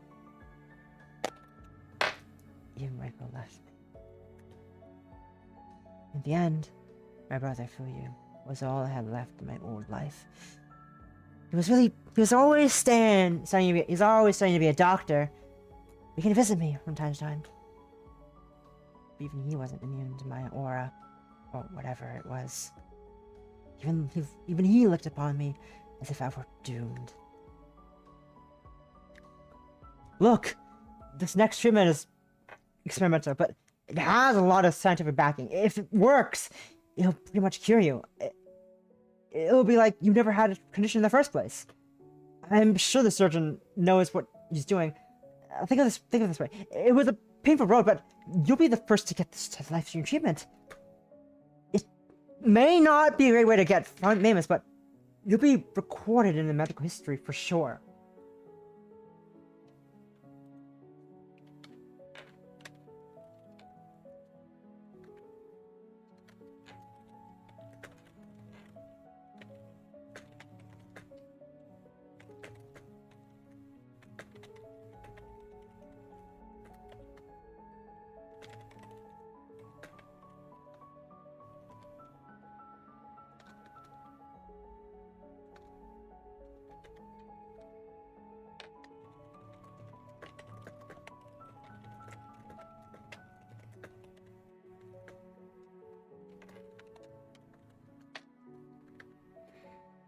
It may agree with it, but you'll be recorded in medical history for sure.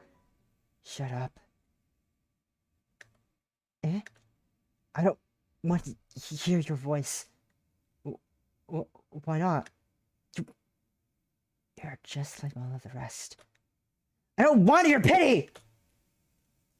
After that, I was alone. There was no one left that wanted to see me. The pathetic, doomed girl. Think that posture can stretch, but can he?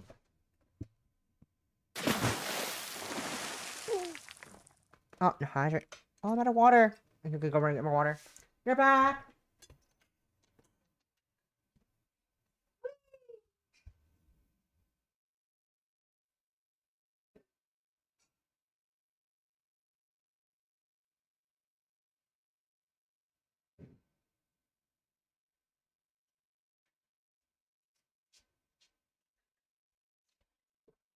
Water acquired. Leave hydrate with me. There you go. Love the hydrate. Just from you. He was right about the surgery. Funnily enough, it required replacing part of my heart with artificial tissue, but it completely cured me. When I walked out of the hospital, I was a picture of health. But the damage was done. My body recovered.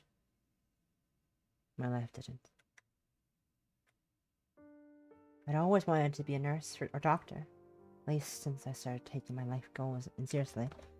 At one point, I even wanted to be the school nurse at my high school.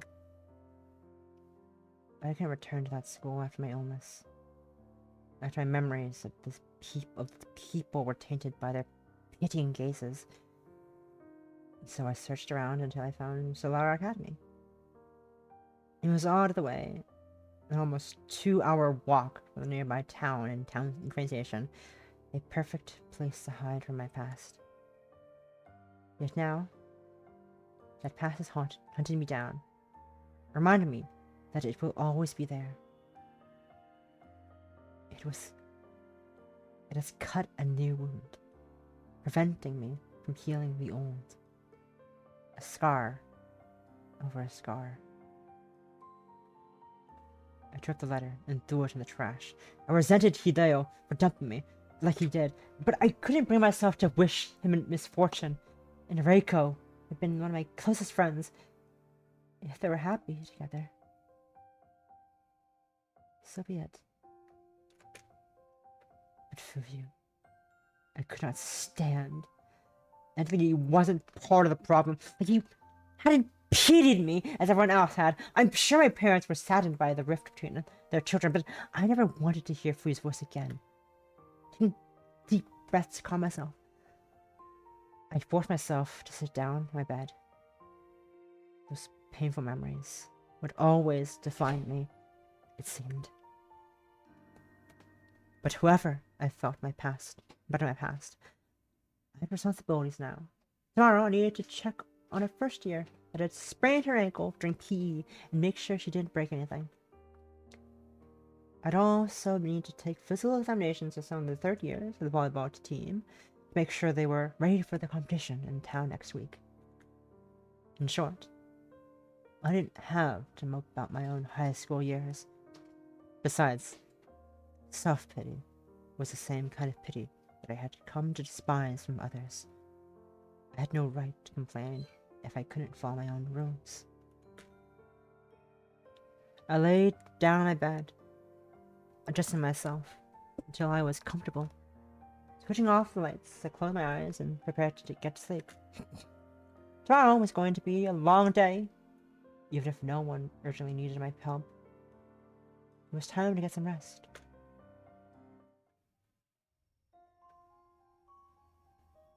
Ow? That was... Ow? What the fuck? Okay, you know, I should have expected that from my source called Pity. But also... Damn! That... Jesus. That fucking... that does suck. That sucks. Also... What? Bruh. What kind of fucking brother sends a letter saying, hey, your ex-boyfriend and high school best friend, yeah, they're getting married next week. They're getting married together. Cool. Huh? Brother, what the fuck? My guy. The fuck? That thing sucks though. I feel so bad for Miss Hirata. Machi Hirata. Oh. It seems she should go through all that. What the fuck? That's so sad. That's so sad. Oh god, there's an ad. Whoopsies. Oh no, there's an ad. I can't help the ad. Oh no. Oh no, an ad. Oh no, an ad. I have to finish real quick before I say anything. But yeah, but that was... I don't know, that was so sad though. Like, what the fuck? That's depressing. So these are the other date pictures. I'm curious about the other endings. Like, all besides the, you know, besides these other two, which are the date endings, I assume, obviously. I'm curious about the not the date no one ending. I assume is probably down here or up here. I don't know what the other two endings are though. Like, what's the special scene? Again, my assumption is probably get it from doing all of this epilogue here. You probably get it for getting all the endings, all the 3 endings, I assume, or something. But like, what is it? I guess if you want to find out, you gotta go buy the game. Is the message still pinned? Did I pin the message? I think I pinned a message for 20 minutes and I pinned it for 20 minutes and it didn't do it until in the stream. I'm an idiot. I'm dumb. I forgot. But I am interested in the rest of the other endings. But I'll probably go through that on my own time. Some other than my own time not on stream because I've got things to do. Sorry, I have so many games to play. I have so many games to play. Ah, so much games, so much yuri. Ah, ah, ah. But let me just move over to the chatting screen. Cause now that we're done, the actual this one's so sad. That was so sad, but also like pretty good, so good at the same time. Like, what the fuck? My heart. Oh, that hurts. Anyways, let's go over to the other the just chatting stream. The just yatting stream. The just chatting stream screen. Over here. Oh no, there's an update. It's cool. I don't care. Anyways, that is it for me. That's it for Eldtrich Academy. And again, if you want to go you want to see the other endings yourself, go check it out. And the link, if I could grab the fucking link that I have not copied on clipboard anymore, apparently. It's left my clipboard on my computer. I'm gonna grab the link again real quick. Where is it? Right here.